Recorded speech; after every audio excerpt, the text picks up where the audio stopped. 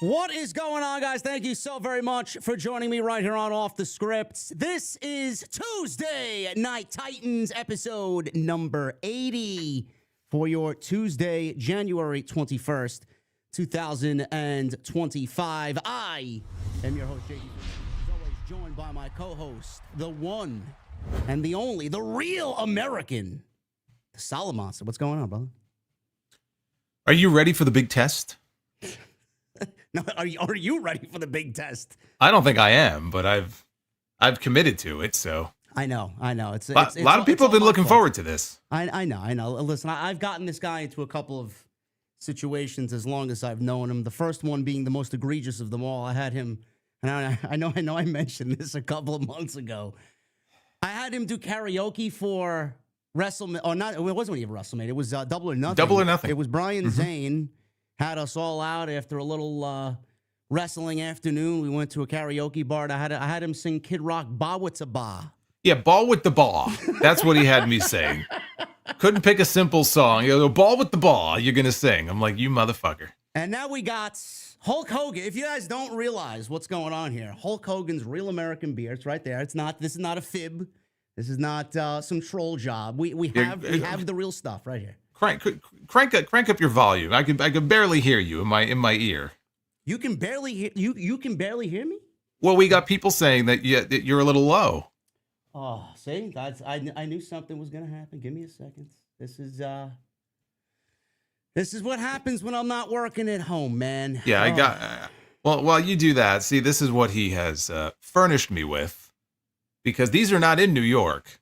So, apparently, this was, what was this? The last 6-pack at this particular liquor store somewhere in Chicago.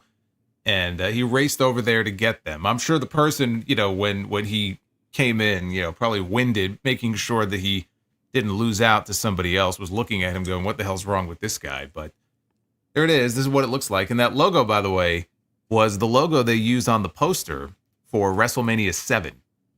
So he had to get WWE's permission to use that logo here for the can. But there it is, Real American Beer. All right, Shad, I think I fixed myself.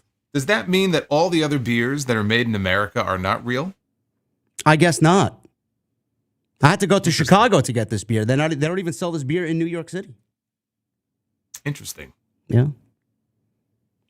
My microphone keeps going to different levels. It's very weird.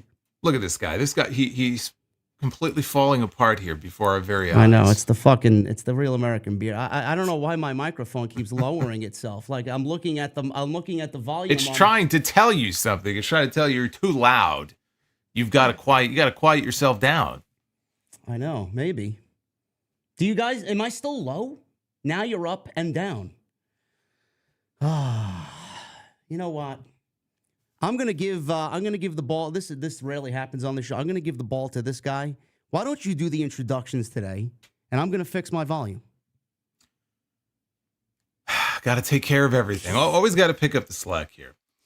Well, I know one of the big stories, we talked about this in the sound check, and we'll get into this in a little bit, is this WWE TNA news, because that was the big story this past week.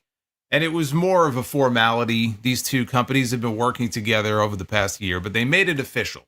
I said this on my show. They've been courting each other, and now they made their relationship status official. So we'll talk about that. We'll talk about what it means for both companies, especially TNA, and whether there was any sort of AEW effect involved in that. I watched, by the way, the TNA Genesis show on Sunday night. First TNA pay-per-view that I've ordered. I don't even remember the last time. It's been a while. And I said, you know what? Joe Hendry is going to win the TNA World Heavyweight Championship, and there may be some surprises in there. It's Jordan Grace's final night. I'm going to watch the show.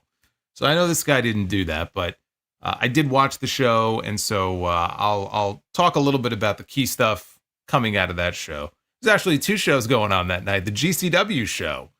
Apparently PCO went nuts and took a sledgehammer to one of the TNA titles, although apparently it was a replica, and TNA is in possession of the actual title, but they still were not very happy about that. So yes, PCO is no longer a member of the TNA roster.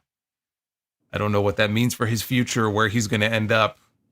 Maybe he'll end up on here drinking a real American beer with us. I don't know, but we shall see. But yeah, we're going to get into that. Raw was last night, week 2 for Penta. Obviously, we're heading into Saturday night's main event this weekend, so I think we're going to bat around some predictions in a little bit, talk about AEW and Brit Baker and a whole bunch of different things. Are you ready now? I hope so. You better be. My volume, I'm literally looking at my volume and it keeps going down. I'm fluctuating. I don't understand why it's fluctuating. This never happens. This is live.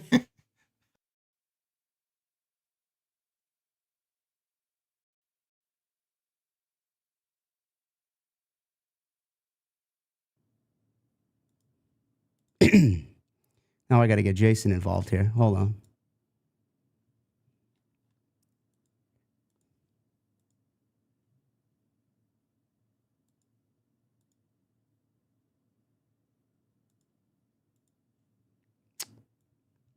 There's no Jason now. There's no Jason now.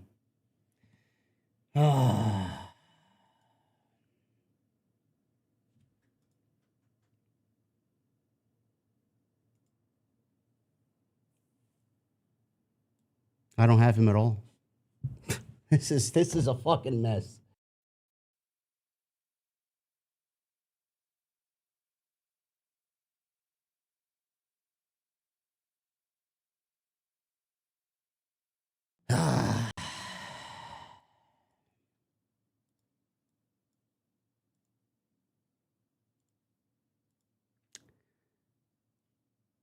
Jason is not, I can't hear Jason.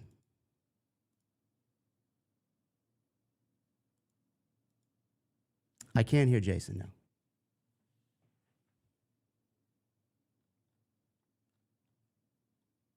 Something has happened to Jason's volume. This is a fucking, I am so sorry to everybody. I'm so sorry to everybody. I can't hear him. I can't hear him.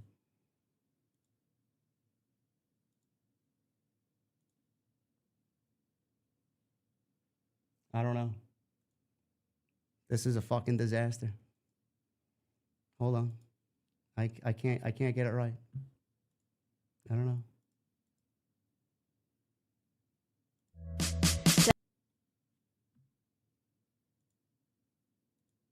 Can you hear me?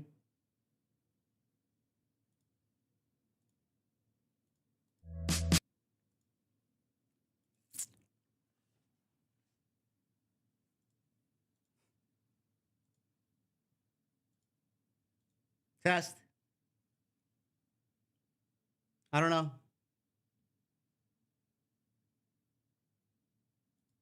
I can't hear Jason. Can you hear me?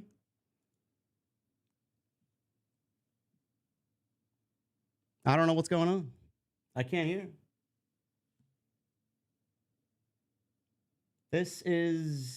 I'm really like freaking out right now. I'm really like,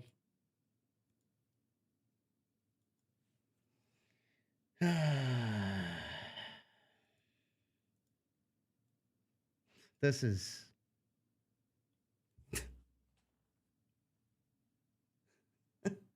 I don't know. I don't know why I don't hear him. I should have just left it. You see, you guys fucking cursed me, man.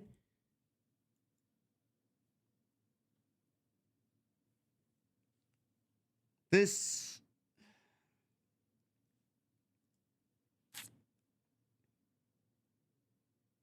I'm trying, bro. I'm trying. Testing the speakers on StreamYard. Sounds like they're StreamYard's working. StreamYard's working. Are you muted? I'm here. I'm here. It was StreamYard's fault. You believe that? Do you hear me? This guy was in the fucking stream and it was StreamYard's fault. I hear you. Do you hear me? I hear you. Fucking Christ. I'm going to... You know what, guys? The question is, do they hear me? They hear you. They hear you. See? This is what I get for going away. You see? Now, my question is, could you, everybody in the chat, Could you read my lips with what I was saying before to him? That's my question. I don't know. Guys, Well, I'll tell you what. You're going to have to deal with the low volume, honestly. I'll tell you what. If ever there was a time, I got a drink after this. This is ridiculous. So you want to do this? Sure. Let's do this. Let's open with this then, because I feel like after what this debacle just now, we need to get some alcohol here. So let's get into this. I promise you first. it'll be a much better show. I don't know why my volume keeps going down. I don't know what to do. You guys are gonna have to deal with it.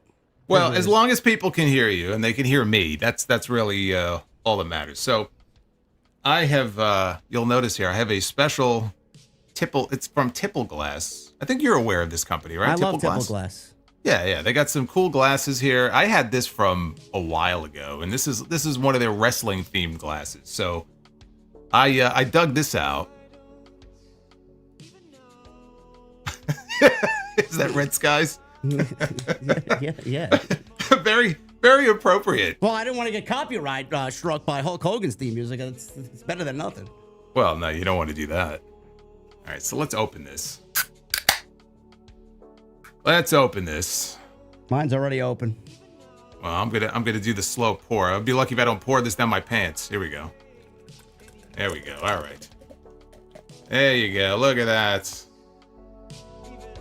Got some real American beer here. Let's see what all the hoopla is about. Are you ready? Yeah, I'm ready. Actually, hold on a second here. I am ready. All right, here we go. You let me know when you're ready. You ready? All right, 1, 2, 3. Here we go.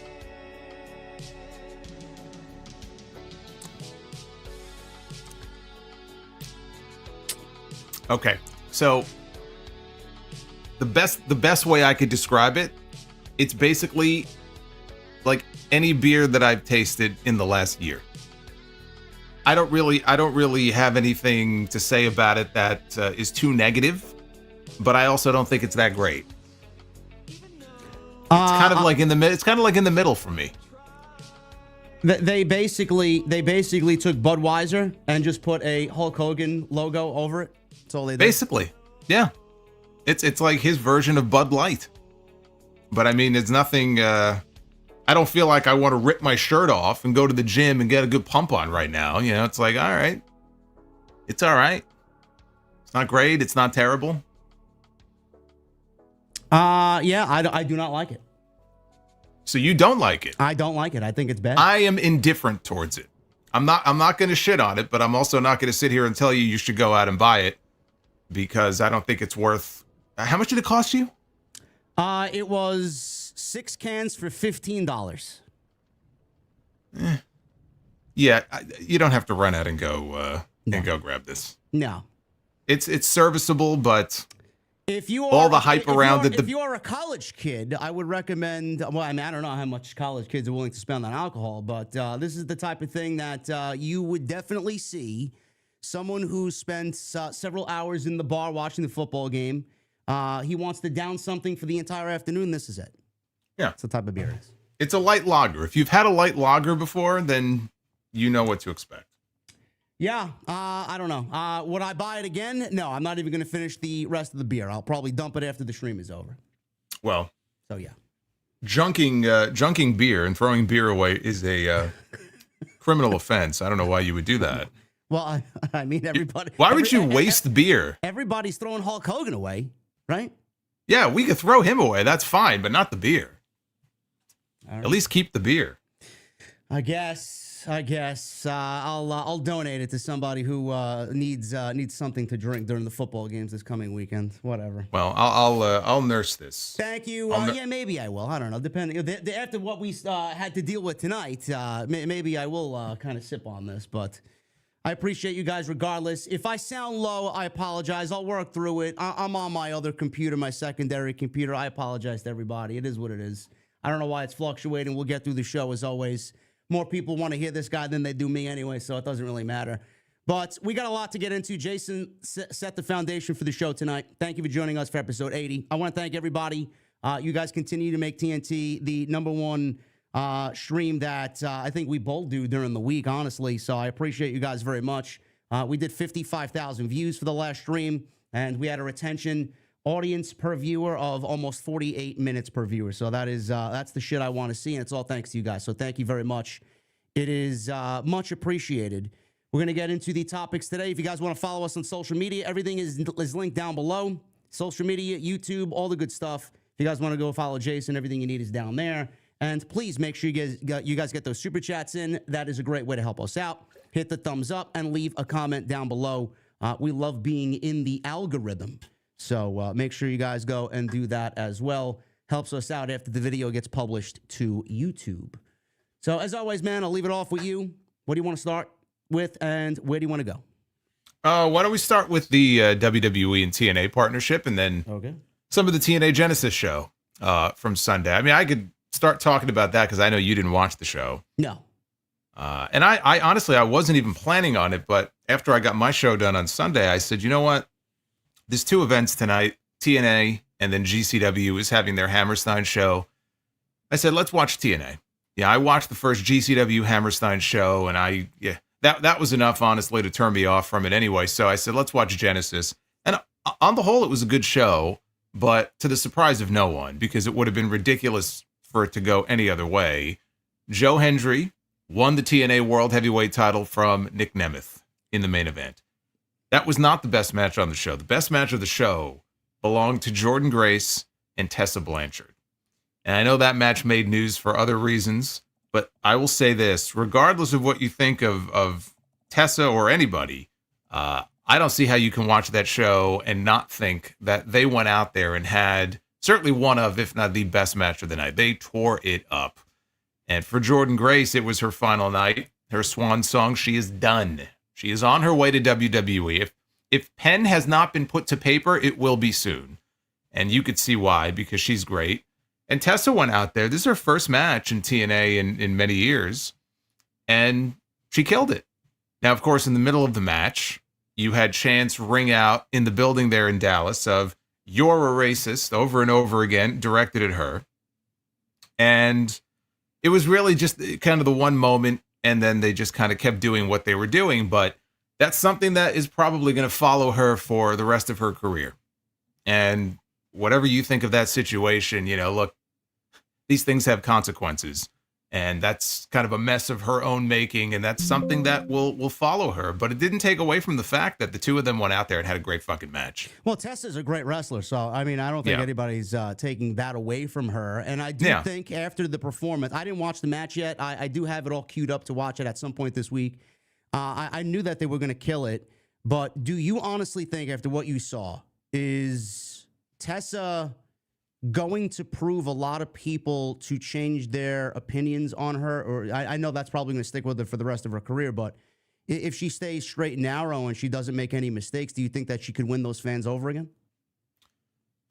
Maybe some of them, but most of them, no. I think people have made up their minds about her, whether they like her or not, whether they like her response to that whole situation. I mean, we don't have to go through it again. I've already talked about it a lot, but I don't think she's going to win that many more people over.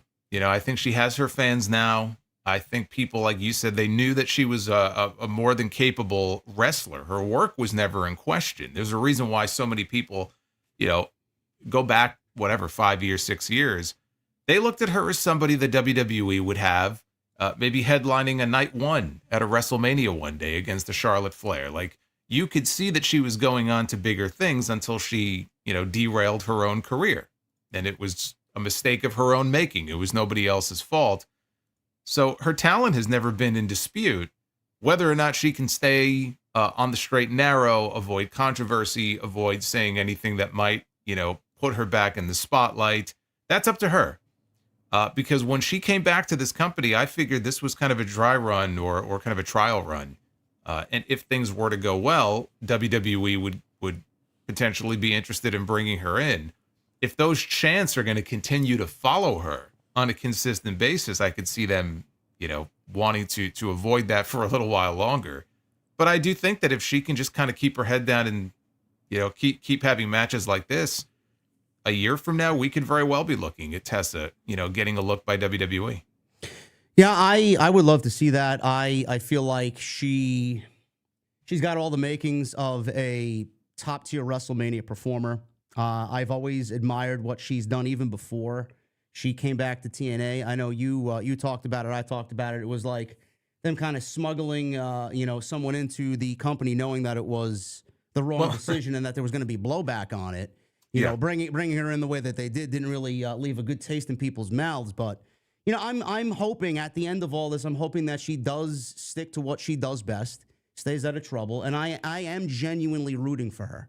I know a lot of people don't want to hear Tessa's name brought up because you're allowed completely to think what you want of anybody, but you can't take anything away from what the woman does, and she, is easily a top 10 performer in the world as far as what women's wrestling brings to the table, for sure. Well, look, I'm not going to tell you I'm rooting for her to fail or I'm rooting for her one way or the other. It's up to her. Again, her talent is her talent. Whether or not she gets a second chance, that's going to be up to her. It's not going to be up to me or you or anybody else. But I do think if those chants are going to be a consistent thing, that's something WWE is going to want to shy away from a little while longer. But she's got to put the work in, and we'll see. We'll see where the chips land. But her past, you look at all of the controversy that came out of that whole situation and all of the people who came out and had a story to share of their own, or who were present during it or had some kind of an issue with her in the past. She pissed off a lot of people. And, there's an expression that you better be nice to people on your way up because those are the same people you're going to see on your way down. And she was up for a while, and then boy, did she go down. And those people did not waste an opportunity to let everybody know what they thought about her. Even Chelsea Green recently, again, Chelsea's been very vocal about her dislike for Tessa. And if that's how she feels, and other people feel that way as well, if you're Tessa, all you can do is just show up to work and just keep doing what you're doing. I don't know. I feel like she is the kind of person who may end up being her own worst enemy. I just feel like she has said things in the past that has rubbed people the wrong way. And, can she avoid that? That's really what it boils down to. If she can avoid doing that, she has a shot. But ultimately, it's up to her. And we'll see how it works out. I know you talked about, you did the TNA Genesis post on audio form. You talked about Mike Santana and Josh Alexander. I did get a listen on the way down to Atlantic City this week, and I think it comes to no surprise as to what Mike Santana does. You and I, very well knowledgeable in what Mike Santana has brought to the table. He's over 400 days as House of Glory World Champion. He's had banger after banger after banger, and we've talked about it. Sickening how much we've talked about it. The match with Amazing Red during Mike Santana's Puerto Rican weekend. I mean, a lot of people still, and I've coined the statement on commentary when we do our hog shows, stop sleeping on Mike Santana. I genuinely think this year, I didn't even need the Josh Alexander match to know how good he was. Neither did you. I think this year, Jason, I think people are going to stop sleeping on Mike Santana. I just feel I feel it in my bones that he's going to break out. And I do think he's going to end up, by the end of the year, be the TNA World Champion. And I know you probably feel the same way about him. It feels like that's what he's being built towards. Again, great match with Alexander. I mean, were it not for the women's match, I would have had that as my match of the night on Sunday. And that's coming off the match that you and I saw him have with Ricky Starks, 48 hours before? Yep. And so it feels like TNA recognizes that he can be a real big player at that level for them. Right now, Joe Hendry is having his moment. I do feel like before this year is out, probably well before this year is over, I think Santana is going to get that shot. You heard Josh Alexander during the match. It was an I Quit match. And at one point, the referee put the mic to his mouth and he made a comment. It was something to the effect of, Mike, you'll never be that guy, or you'll never be the guy. And I feel like maybe that's the way they're going to go with it, where there are people who don't see him in that way. They only see him as a tag team wrestler. You're not world champion material. And maybe they'll lean into it and they'll tell that story where by the time we get to a Slammiversary or a Bound for Glory, I could see Mike Santana holding that TNA World Heavyweight title. Absolutely. What about Josh Alexander? Do you see him? I think he's probably headed to WWE. Do you still feel that way? I feel like if he ends up in WWE, I feel like he'll end up in NXT first, and it's probably going to be the landing spot for him. I think we've kind of touched on before the history with him and Ethan Page, for example. I could see them working together again. Yeah, I feel like he probably wants to go there. He's got all the talent in the world. He doesn't have a flashy gimmick. He's not known for being this wonderful promo. Like, he doesn't have that kind of reputation. His reputation is that Josh Alexander is a great fucking pro wrestler. And WWE could always use a great pro wrestler on their roster. But I would see him starting in NXT before, maybe eventually coming to the main roster. But he's going to test out free agency. I don't think his deal is up until maybe the middle of February. He was going to test out free agency a year ago, and they rolled him over. And, the word at the time was that he was very upset about that. But, he was just a good soldier, and he did his year. And now it's his time to, get the best deal that he possibly can, whether that's in WWE or somewhere else. But yeah, I would expect him to end up there. I know we talked about him and Ethan Page. I think that's a great idea. I don't know what they're doing with Ethan Page, but they could certainly use more tag teams for sure. The TNA partnership with WWE was announced this week, and a lot of people are rightfully excited about it. And TNA's got a great roster. WWE, they've worked with TNA throughout 2024. They made it really official on this week, actually, January 16th. And NXT Superstars and TNA Wrestling Stars are going to now more than they were last year appear across weekly WWE and TNA programming, WWE Premium Live events, and TNA pay-per-views. We saw some of that on Genesis. Cora Jade came out. We saw Fraxium out there with the Rascals and the Hardys on Sunday night. I guess the biggest question on everybody's mind, Jason, is where is this going to take the partnership as far as WWE and TNA? Because I know a lot of people looking head on.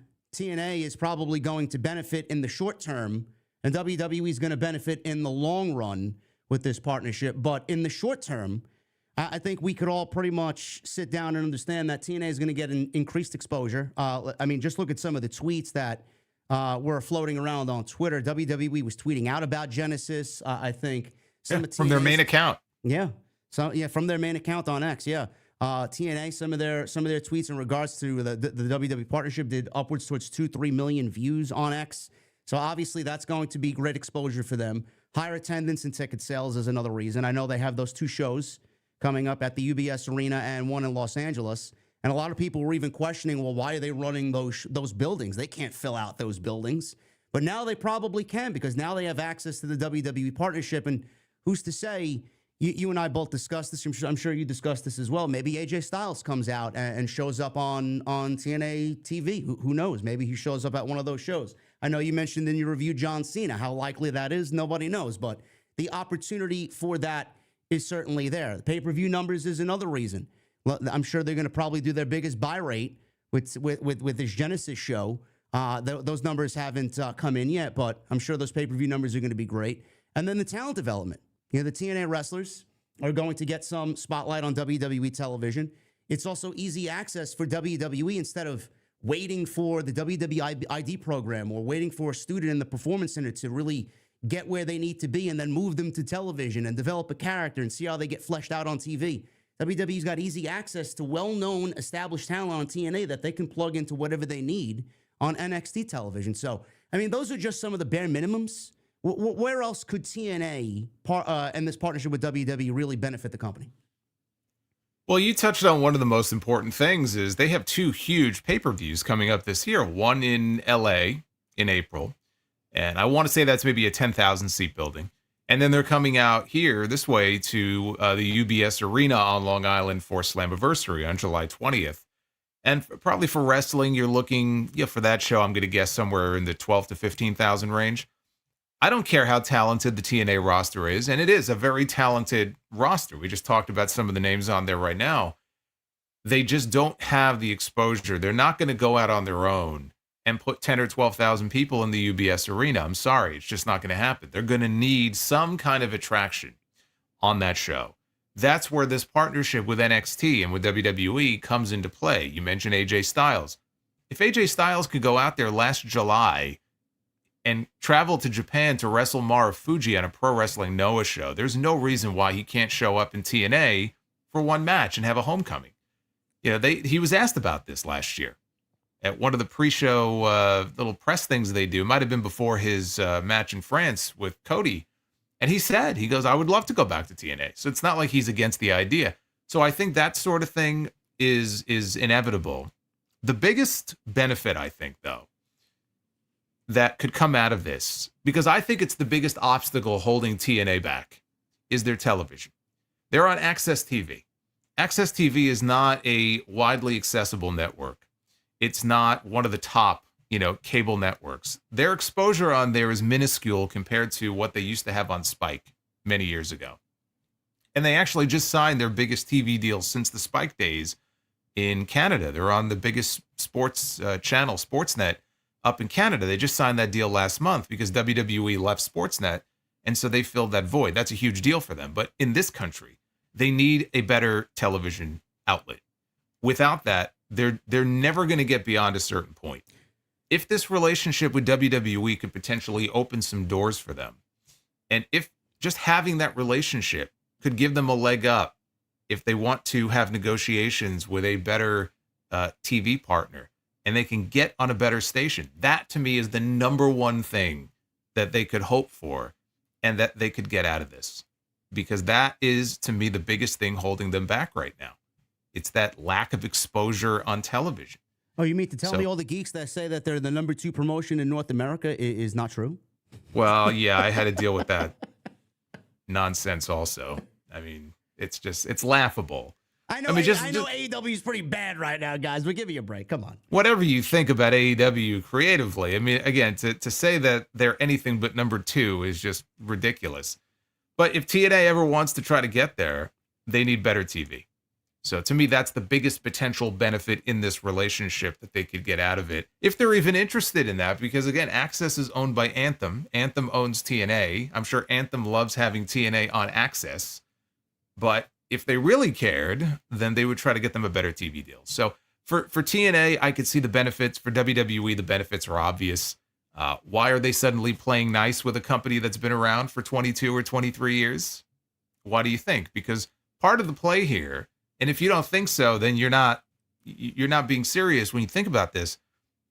Whatever you think about AEW being competition or not being competition to WWE, they are in competition for the same talent. Okay, the wrestling talent pool is finite. They all draw from the same limited pool of talent.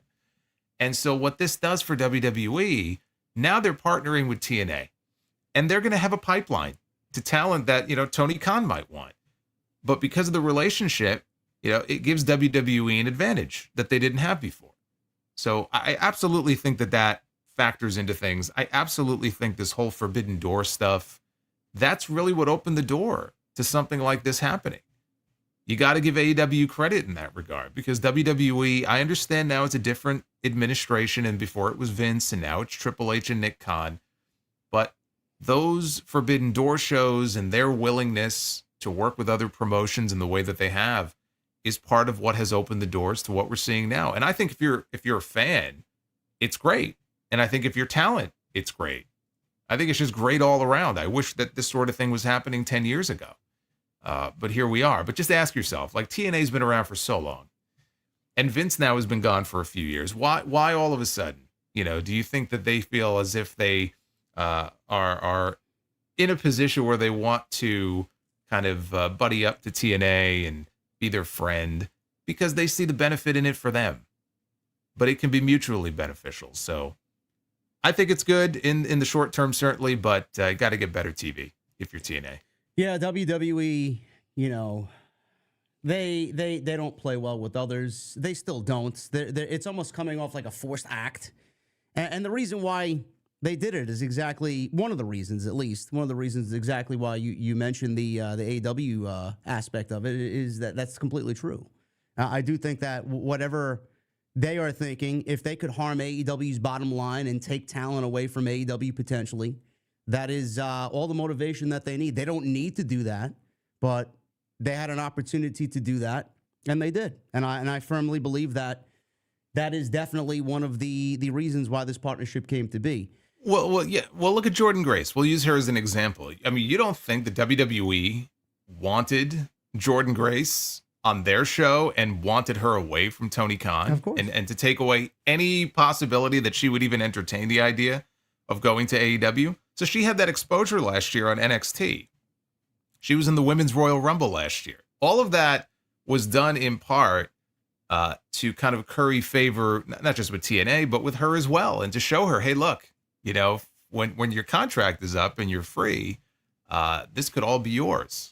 We'll welcome you with open arms. And sure enough, she was already at the Performance Center yesterday, and I'm sure we're going to see her in the Women's Rumble again this year. And so she's just one example, and they could do that with any number of people, feature them on NXT television, give them a little main roster cameo here and there, and kind of give them a wink and say, hey, in a year or in 6 months or a year and a half, when your contract is up, you got a spot right here. You don't even have to look elsewhere. Yeah.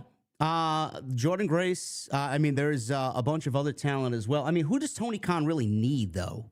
Like, how many talents does Tony Khan really need to bring in for AEW when he's got just an overloaded, bloated roster to begin with? I mean, where's he going to find room and space creatively for Jordan Grace or Masha Slamovich or whoever else is going to eventually, be a free agent and leave TNA? What is he going to do with him?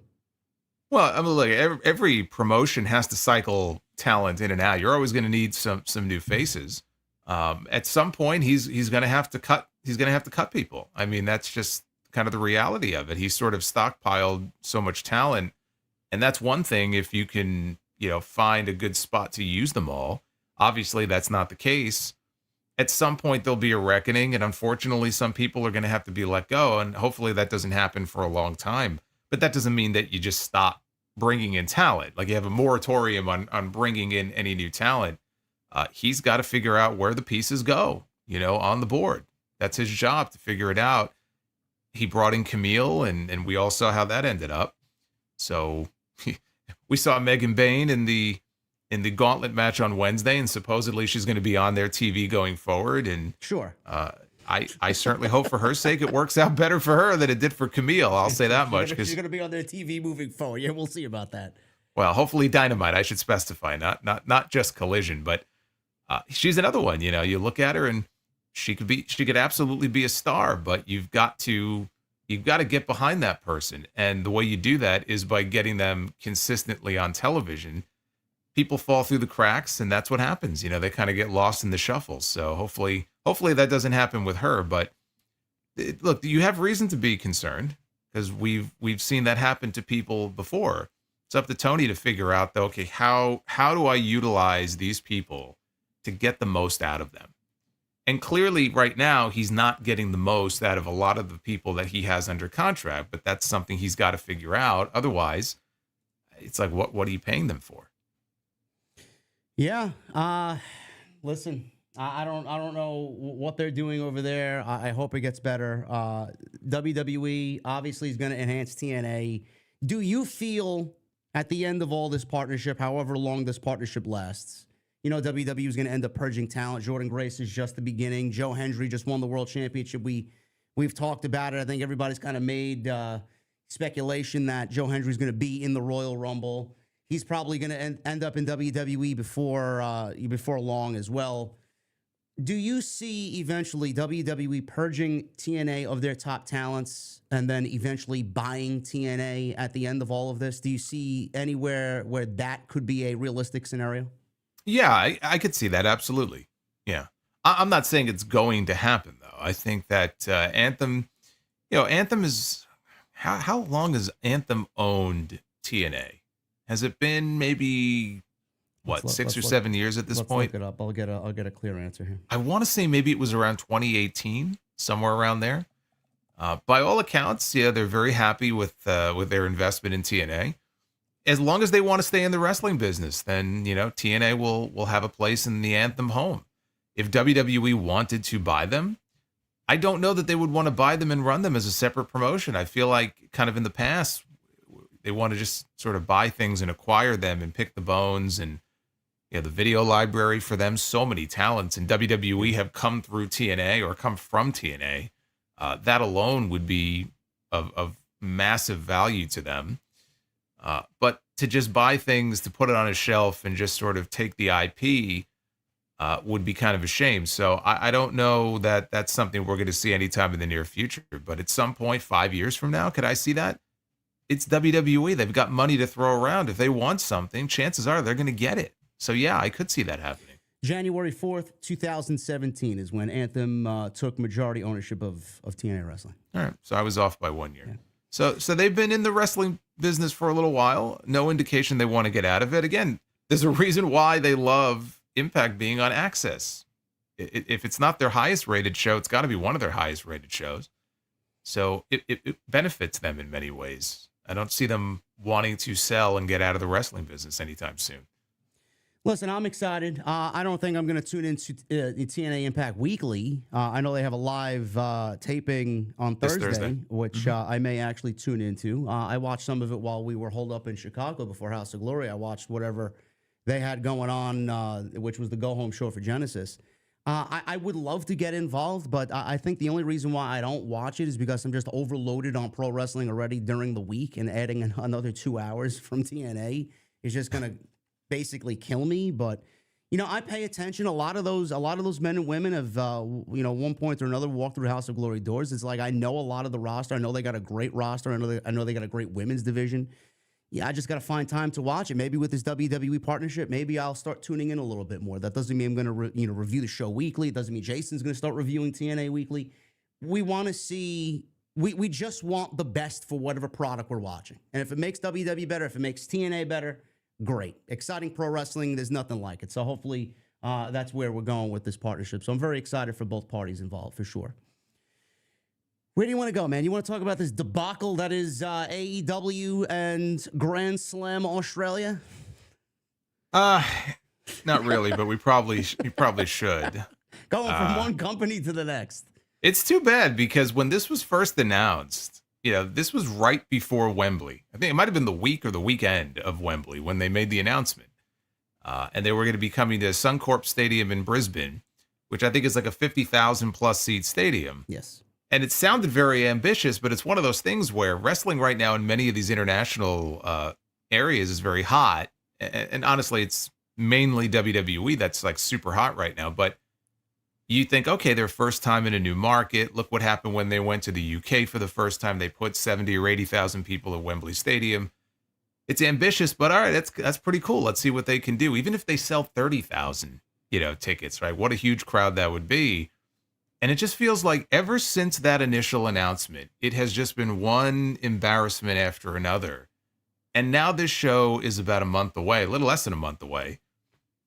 And it almost feels like they just want to kind of get it over with at this point and put it behind them.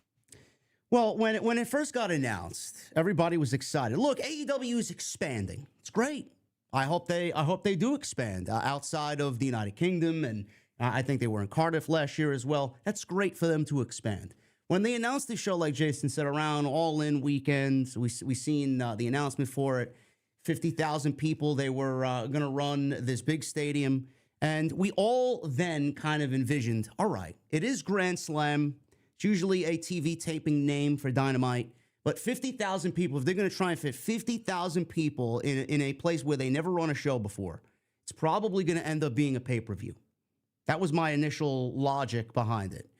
So we get to where we are at the end of the year, and we still don't know much about it. The only thing that we had, Jason, was they were thinking about 3 different stadiums in the first go-around. They were thinking about Sydney's Allianz Stadium, Melbourne's Marvel Stadium, and Brisbane's Suncorp Stadium. So they moved the venue. They were landing on the Suncorp Stadium, correct? That's where they wanted to hold the show. So that's where they announced it. Yeah, that's where they announced it. And then all of a sudden, we get the announcement that they're moving from Suncorp Stadium to the Brisbane Entertainment Centre, and that venue runs what, 14,000 seats, maybe. Somewhere in that range. Yeah, 13,000. So all you heard was excuses. They were downsizing. They were this. They were that. The only reason why they downsized, it's fucking. At least they didn't use the WrestleMania 7 excuse where it was like, oh, we got a bomb threat called in, so yeah, we got to move. We got to move to the smaller venue. It's like, yeah, bullshit. The only reason why they downsized is because they couldn't sell tickets. People, they couldn't sell tickets. So at that point, I was thinking to myself, Tony's probably just fed up with this shit. He doesn't care about running this show anymore. It's probably going to cost him an arm and a leg to get everything and everybody out there. So they don't want to do it. We didn't get any semblance of a match, any match announcements, any potential feuds or happenings happening at this show until basically a couple of weeks ago. And all of a sudden, we're looking at a situation now, Jason, where not only did they have to move, they did the women's gauntlet match on Wednesday's Dynamite, which was very predictable. Toni Storm ended up winning. We get the graphic that Tony's wrestling Mariah May for the Women's World Championship. There wasn't one fucking there wasn't one banner in the building. What you're burying the lead here. So just to map this out, the initial announcement we got in August, I believe they announced that they were moving to the smaller venue. That was like the end of November. And so we're heading into this women's gauntlet this past week, and we still don't know how or where to watch the show. Now, you said you assumed it was going to be a pay-per-view. Yes. I'm pretty sure they never announced that it was going to be a pay-per-view. You would assume so, but they never actually said that. And I think Tony said something at one of the scrums a couple of months ago about how it would be difficult because of the time zone difference and everything. So I'm not going to hold that against them that, oh, it's not a pay-per-view, because I don't think they ever said it would be. But they didn't announce at all up until this past week how we were even going to be able to watch the show. And even then, when Toni Storm won that gauntlet, I don't think the announcers said anything. It was just a graphic on the screen. Nothing. Yeah, they said nothing. And so people looked at the graphic and it said TNT and streaming on Max. And it's like, okay, because the rumor was it might be the first like exclusive Max special. So it's not exclusive to Max either, but it'll be streaming there. And it's like, okay, well, at least now we finally know like how and when we can watch this show. And then it took another turn. Well, I was going to add that there's not even any banners. There's no banners. There's no signage Forget around the ringside.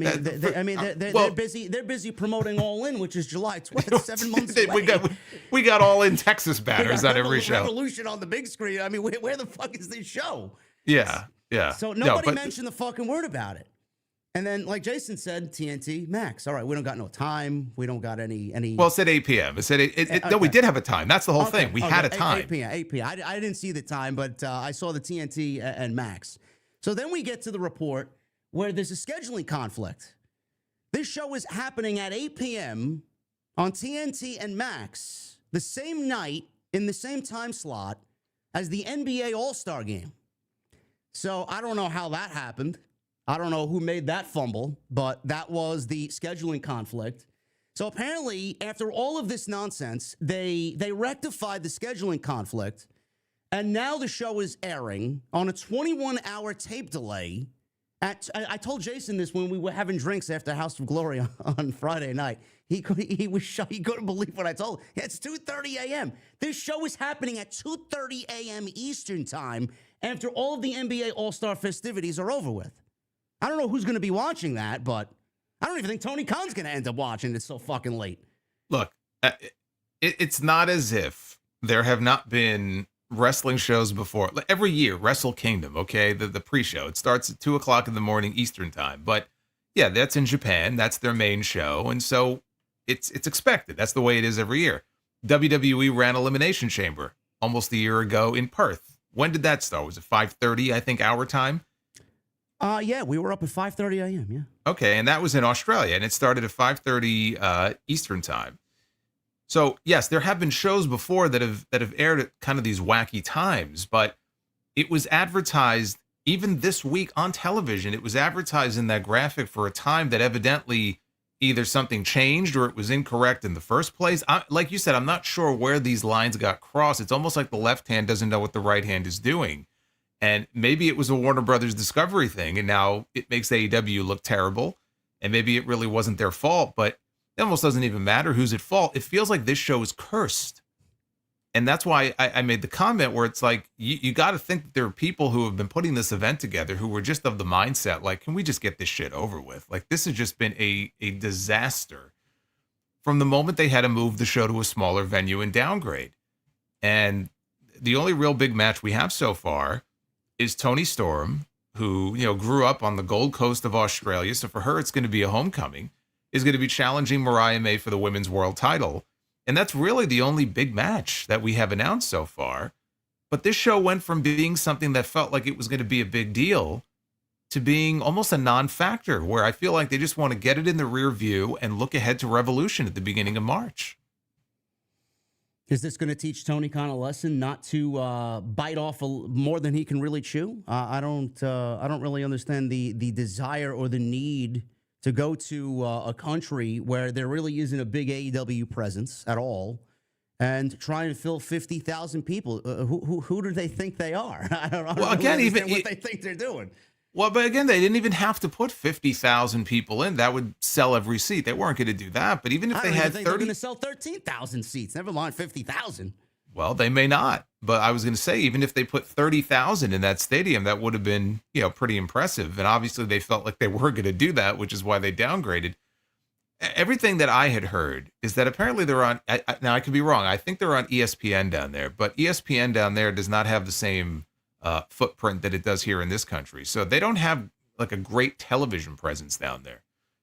So if that's the case, and there isn't this great hunger and thirst for AEW in the way that the UK had a few years ago, then why even be that ambitious in the first place and run a building that big? Like, I would just love to know how they came to that decision that, okay, we have to go to Australia and we're going to try to do a 50,000 seat stadium and do that without having, a great TV presence.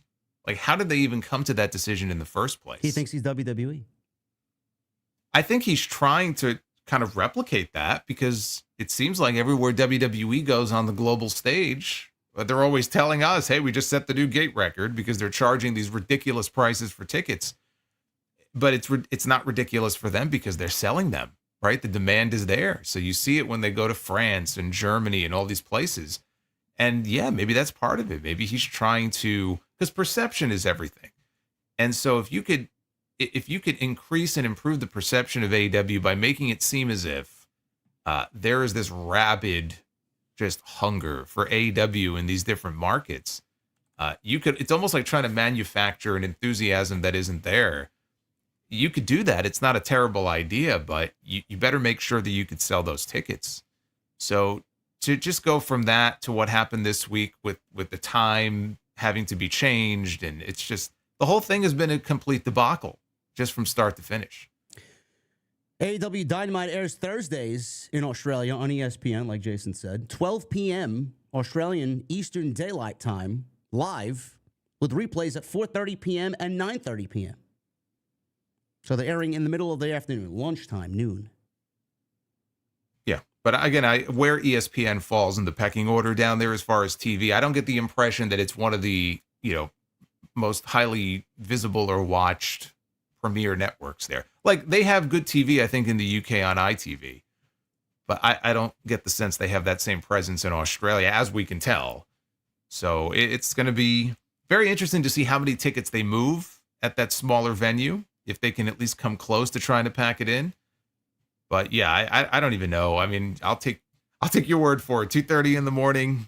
Okay. How many people are going to be watching it live? Probably not that many people. Why didn't they just air it on Max at 8 p.m.? I mean, is it that much of a schedule conflict with the All-Star game if they air it on Max?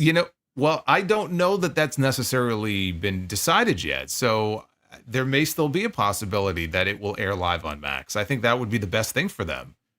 The thing is, we haven't gotten any clarity on this. So you would think we're less than a month out from this show. Why do they not know? Why are they not having Excalibur go out there in front of the camera on TV and tell people, and trying to get people excited for the show and let us know it will air at this time. You can watch it on this network or on this streaming service. It was almost like if you didn't see the graphic, you never would have even known if you were watching that show. The excuses the sickos gave on Wednesday last week was funny. Well, why are they going to promote a show that no one here is going to buy tickets for in the United States? Is that what they were saying? Yes. Yes. Oh, That's exactly the excuse that they used. I'm like, guys, you can't be this fucking stupid. I mean, this is a pro wrestling show from the second biggest company in North America. You'd think they'd give us a reason to fucking watch this show. Number one, they haven't one match is announced. How many tickets did they sell over there with no fucking matches announced? Holy shit. Well, to go back to the point I just made, though, obviously the success they had in the UK with Wembley, even last year, I know they sold fewer tickets last year. They still sold over 50,000 tickets, and that's impressive. No other wrestling company in the world is coming close to doing that other than WWE. So they still have a great fan base over there. But even Wrestle Dynasty, right? It was a joint show. That was supposed to be anyway. I mean, AEW did practically no promotion for it, but that was supposedly a joint show between AEW and New Japan and CMLL. And they sold fewer tickets for Wrestle Dynasty that Sunday than they did for Wrestle Kingdom in the Tokyo Dome. Wrestle Kingdom did 24,000 tickets, which was down from what they did the year before. And then Wrestle Dynasty, this big joint show with all these AEW stars, did 16,000 people in the Tokyo Dome. Yeah. So, like, they just don't have the kind of momentum right now that WWE does in these different markets. So it's even unfair to compare the two. But if that's the mindset here, like, well, if they're going to be breaking into all these markets, then we'll do the same thing. Well, you better make damn sure that you can sell tickets when you put them on sale, or else you end up with a situation like this, which it's just a huge black eye to them. We'll see what happens on Wednesday. Hopefully they announce more matches. I know rumored right now it's Kenny Omega and Will Ospreay against Kyle Fletcher and Konosuke Takeshita potentially at this Grand Slam show. Ospreay and Omega are supposed to have a face-to-face tomorrow night. We'll see what happens there. Outside that, I don't really know what else they do. Do they do Copeland versus Jon Moxley at this show? Why would... I understand that maybe they do that match at Revolution, which I hope is the case, but you're going to leave Copeland off the show. You're going to leave Moxley off the show. They need another major attraction for this show. So, it's like a lose-lose situation. You put these guys on the show, nobody's going to see it, and you waste the match. If you don't have them on the show, you're losing out on two huge attractions. It's like, what the fuck are you supposed to do? I don't really know where they go with this show at all, and what happens on this show, February 15th. I don't know. Yeah, I don't know, because Revolution is 3 weeks later. I could see it going either way as far as the Copeland and the Moxley match is concerned. I don't know if you don't do that match at Revolution, what they do with Moxley at Revolution. Now that we know that Darby Allin is gone, what else would the Revolution main event even be? I have no idea. I mean, who else have they set up as a potential challenger for Jon Moxley, right? We've had a bunch of people, MJF, a bunch of people have said they want to challenge for the title, but MJF is a little bit busy right now with Double J, so that's what he's doing. Hangman Page, who should have already been the champion, what a fucking drop ball that was, is busy wrestling. I don't even want to get into it, but they've already dropped the ball with him. Jay White, he already had his shot. Orange Cassidy, he's done. They announced Swerve and Ricochet for Atlanta, Georgia before the show, before this Grand Slam show. Yes. That would be another match that could potentially take place. They're giving that away. I don't know why they just didn't wait for Will Hobbs and do Will Hobbs versus Jon Moxley at this Grand Slam show. Why'd they give it away on Dynamite? Could have built something up with it. Made him look like a fucking geek out there. Pillmanized his leg. Nobody comes out to save him. Don't even get me started on that. Show goes off the air with him looking like a loser. And here's what I want to know. And then Saturday night they had Chris Jericho attack the fucking leg. Well, but here's what. Yeah, but that's the point. That I made that very point on my podcast this weekend. I watched that show on Wednesday, and they beat him, and then they had the Death Riders destroy the leg. Okay, and usually when you see that sort of thing happen, it's to take somebody off TV for at least a few weeks. Literally, like the moment they stomped on the chair and Hobbs is writhing around in pain, right? You heard like, you think you know me. And out he comes with FTR, right? Like a bunch of dicks walking out there. They let this man get his leg destroyed, but we got to wait for our music to hit. Even though, do you remember what happened on Dynamite the week before that? Concerning who? FTR. Well, concerned with Hobbs and with Cope. Cope was about to have a plastic bag put over his head. Oh, yeah, and Hobbs he came right out, yeah. And Hobbs made the save. So he came out and he saved this man. Apparently that wasn't enough for Cope to return the favor to him. So that alone was very bizarre, because I'm looking at this going, he's already been announced for a 12-man tag at the tapings the next night. I guess they're going to have to replace him. They'll have some kind of mystery partner. And then I watch Collision, and they open the show with promos for the main event, and there's the baby faces. They're all standing in the back, and there's Will Hobbs. And he's standing there like nothing happened on Dynamite that week. And I'm like, did I dream this? Like, did I imagine that they did this angle?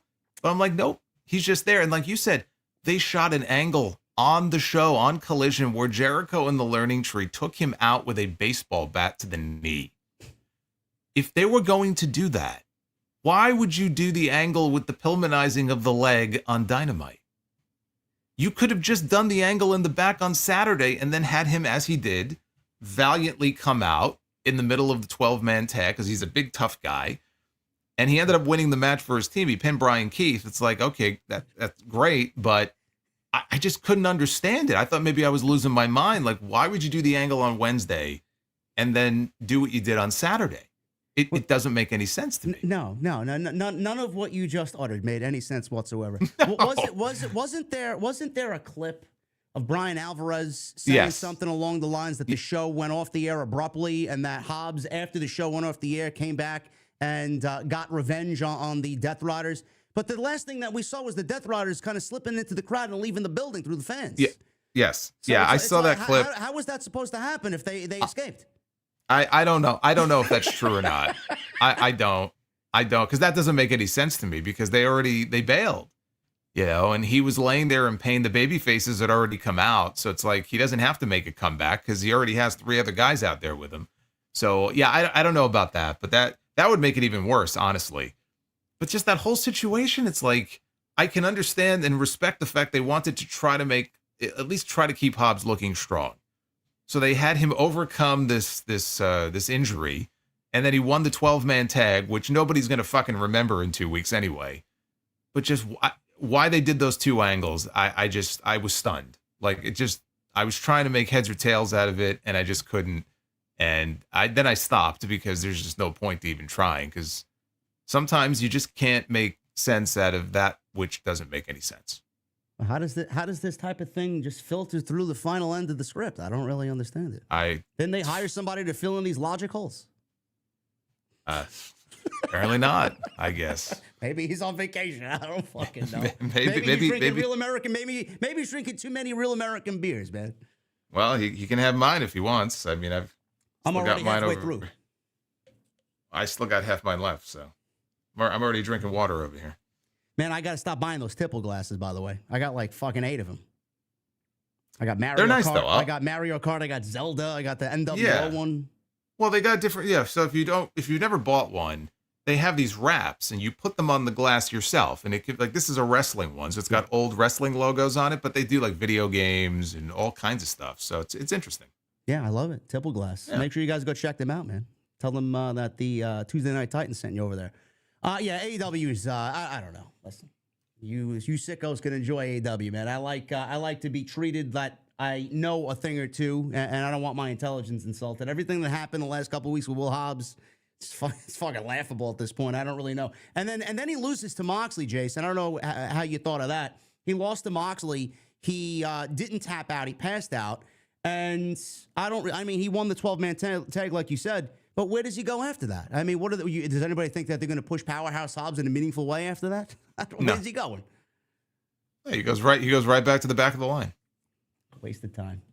Nothing more than a gauntlet match wasted, another winner wasted, another victim for Moxley. It is what it is. Whatever. Yeah, I think Grok should make sense of it. Yeah. Yeah, we did that on Wednesday. Maybe he should book the show for sure. Grok, huh? Okay. You did tell me about that, yes. Yeah. We had AI book the show on Wednesday with Jesse, and they came up with a better Death Rider storyline than whoever's writing this garbage on television. But we'll see. They got a show lined up, and they got a Grand Slam show to get ready for, and then Revolution is going to be here before you know it. So hopefully they get their act together, but I'm not really holding my breath. Ray Fenix, he's holding his breath. Apparently, Ray Fenix, even more iced than ever before. Mr. Freeze is what I'm calling Tony Khan right now. He should recreate the Batman villain from Gotham City, Mr. Freeze. He's freezing everybody. Ray Fenix merchandise pulled from AEW shop. No longer able to make revenue off merchandise with AEW. And before I get to this story, I want to claim here, I want to say that Fenix is trying desperately to try and do whatever he thinks is going to happen here. The latest thing that he did, Jason, before we get into the merchandise story, is he tweeted and deleted again. He posted a picture of himself in a straitjacket, and he was in what looked to be a dusty cell or jail cell of sorts. He was all scratched up. He had AEW knee pads that were kind of scraped off. He was in a straitjacket, and that was it. He listed the photographer under the caption, and that was basically all she wrote. And then he deleted it, and apparently it made the newsfeed again. And obviously you can get a sense of where Ray Fenix mentally is right now in AEW. They pulled his merchandise on Shop AEW. Fenix name and picture are still listed on the AEW roster tab. The link connected to his likeness, however, routes to a 404 error page with no merchandise being shown for the purchase. Furthermore, a search for Ray Fenix on the shop site yielded no results. Now, I know people made a big deal about this. I didn't really talk too much about this. I just kind of laughed and said, I'm not really surprised. But you would think that Ray Fenix and his merchandise, we talked about this in Chicago as well when we were drinking with Jesse. You would think that they would put the merchandise on sale, 40% off, 50% off, just to kind of liquidize it and just get it out of there, have it make a couple extra dollars. What is it going to do? Not much. But they just pulled it all together and wanted to be petty. So I don't know how you felt about that. I'm just sitting here thinking, like, why are we treating this guy so poorly? You know, he obviously doesn't want to be there. He's not on television. He's not adding anything to AEW at all. Let him sell the remaining merchandise at a small price and move the fuck on. So we're all left to think, you know, this all happened conveniently after Penta made his debut, and Penta was literally, with his merchandise, the top seller for WWE the current week he debuted. They got masks, they got shirts, they got hoodies. Everything flew out the door. So it's like, did Tony Khan do this to just spite Fenix because his brother had a serious fucking great debut on WWE television? Or is this just something that was planned in the pipeline for Tony Khan to just kind of stick it to Ray Fenix again and again and again? What'd you think of this? Yeah, I mean, I agree with the point about you said liquidate. Yeah, Maybe Tony is literally liquidizing Probably. his merchandise in like a bubbling cauldron. I don't know, but it when I first saw that they pulled his merch, my initial thought was, okay, maybe he's getting his release. You know, maybe they worked something out, and this is kind of the first step towards that. And there's been no indication of that. Yeah, and that posting that photo the other day pretty much, I think, shut the door on that. So we know that he wouldn't have posted that if he knew he was on his way out. So why wouldn't you leave the merch up or mark it down and at least try to make some money off this guy? Because people are talking about him. And so I don't know how his merch was selling, but you would think that maybe he's moving some numbers and try to make some money off of it. It's just baffling to me that they would just pull it if they're not releasing him. Because the only thing to really infer from that is that it's something being done, out of spite. I don't know that it would be a rights issue or anything like that. So, yeah, it's just another in a long line of very bizarre things that have happened here. I'm sure Fenix is just crawling up the wall. I'm sure he's very happy for his brother, obviously, and he's doing great so far. It's only been a couple weeks, but Penta's been killing it so far in WWE, his presentation and everything. And you know that he's sitting at home watching that going, man, that should be us. I should be there with him, and this should be a big moment for me too. And yet he's sitting at home on ice, and maybe he is ready for the loony bin. I don't know. Him in that straitjacket. Would you be shocked if he really ended up in one? Because I wouldn't. Well, I mean, the funny thing is, he's photoed in a straitjacket, and Ricky Starks at the end of the House of Glory show on Friday night after they had a great match, him and Santana. He talked about fans reaching out and asking how he is mentally. So that actually made me think when I saw that picture, go back to what Ricky Stark said. I'm sure he's suffering mentally. I'm pretty positive of that, for sure. Yeah, so, I mean, I feel badly for him in that regard, especially if he had a year, supposedly, or up to a year tacked onto his deal. Then he's not going to be going anywhere for a while. But, again, it's not like he's being used. The thing I wondered though is he should be able to book indies. So if he just wants to get out there and work, one would think there's nothing stopping him from going out there and killing it on the indie scene, because I'm sure every indie promotion in the country would love to get their hands on Rey Fenix. Now, Tony Khan still has to approve the dates and all that. And we see what happened with him and Ricky Starks and GCW. But if he wants to work, I don't know why he's not putting himself out there more. He would absolutely be in demand right now, unless there's something going on behind the scenes where Tony Khan just really does not want him working anywhere. And I mean, if that were the case, that would just be horrible. But yeah, if you're sitting at home and you don't want to just sit at home, you want to get out there and work, I would expect that we would start to see him out there more. And I'm kind of surprised that we haven't heard anything, right? I haven't seen his name mentioned. Even Malachi Black, I mean, he had an indie match a few weeks ago. I don't know why we're not seeing someone like Fenix or someone like Miro, who has fallen off the face of the earth, doesn't even want to wrestle anymore. I don't even know where his head is at. I haven't heard his name mentioned, it feels like, in years. But one of the benefits and the perks of working for AEW is that you are able to book outside shots in other promotions. So why are we not seeing some of these other people working indie shows? It's weird. I don't know. I'm going to go to what you said. They might not want to work. Okay. Look, and that's the thing. Work. But that's the thing. So when you talk about how, like, Ricky did make that comment in his promo where he pointed out to the fans, like, you guys have checked in on me to make sure I'm okay, mentally. There are guys or girls, it could be any talent there in a similar situation. They just want to work. They want to up their value, or they just love it so much. They love traveling or just being in the ring, and they just want to work. And so it doesn't matter. It could be a small indie promotion or a big indie promotion. They just want to get out there and work. And then you have guys who are probably content because they're probably making really good money to sit at home and do nothing. I say do nothing. I mean, they're probably working out and they're doing other things, but they're not in the ring taking bumps, and they're still getting paid. So yeah, some of them mentally it might be fucking with their heads, but I do, wonder if there are people who also are like, hey, you know what? If this guy doesn't want to book me and he's going to put me on ice and bench me like this, then okay, I'm still getting paid and I don't have to take bumps. Some of them may love it. And they're counting down in the meantime, they're counting down the days because they know I got 3 months, 6 months left in my contract. It affects people in different ways. So maybe Fenix falls into that category where he's like, you know what? He's been injured pretty badly a couple of times. That's why Tony was able to add all this time onto his contract, because he had gotten hurt.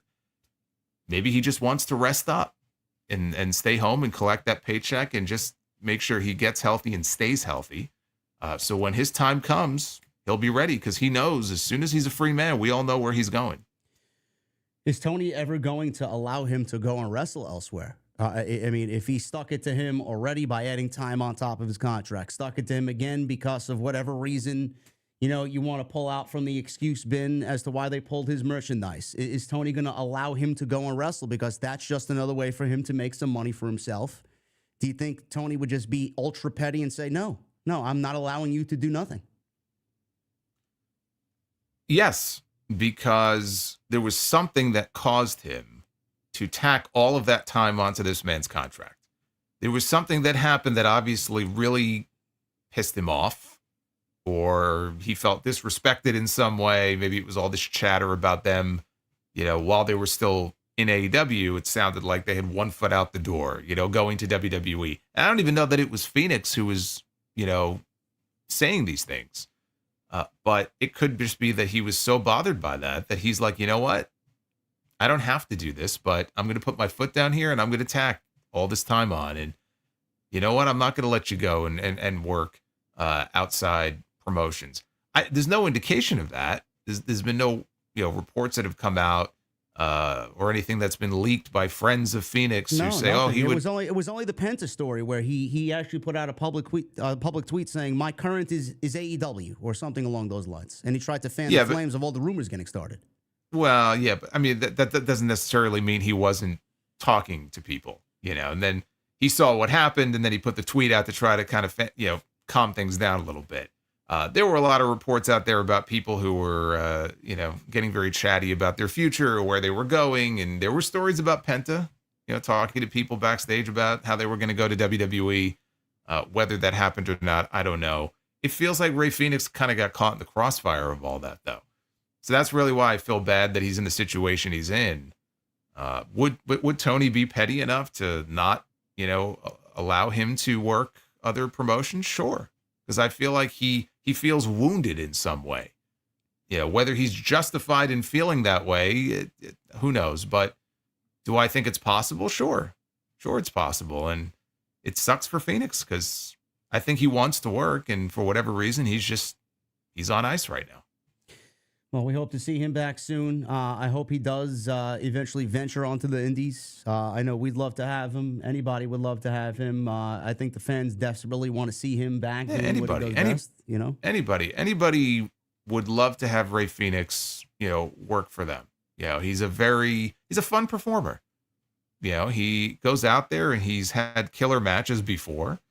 And he wrestles a very dangerous style, obviously, because of all the high-flying stuff that he does. That's why he's gotten hurt a few times. But, yeah, anybody would be lucky to have him and would jump at the opportunity to be able to book him. So if he ever wants to venture out there, believe me, he's not going to be hurting for work. No. As far as finding bookings if he wants them.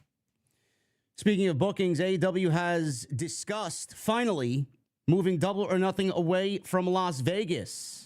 So, obviously, it has been held in Vegas since the first ever Double or Nothing, which was back in 2019, held at the MGM Grand Garden Arena. Due to the pandemic, they had to hold it from Jacksonville in 2020 and in 2021. They held it in Vegas again 22 and 23, but moved to the bigger T-Mobile Arena. Last year, they moved back to the MGM Grand Arena because they couldn't sell enough tickets. Fightful Select reports, as of last year, there was major discussion within AEW to have Double or Nothing away from Las Vegas. They were told WWE WrestleMania, taking place just a month prior in Vegas, is factoring into this decision. It was also stated that AEW is not going to release its entire 25 schedule, as it did last year for 24. Reason is that WWE is holding a house show in Orlando, same night as World's End, factored into that decision.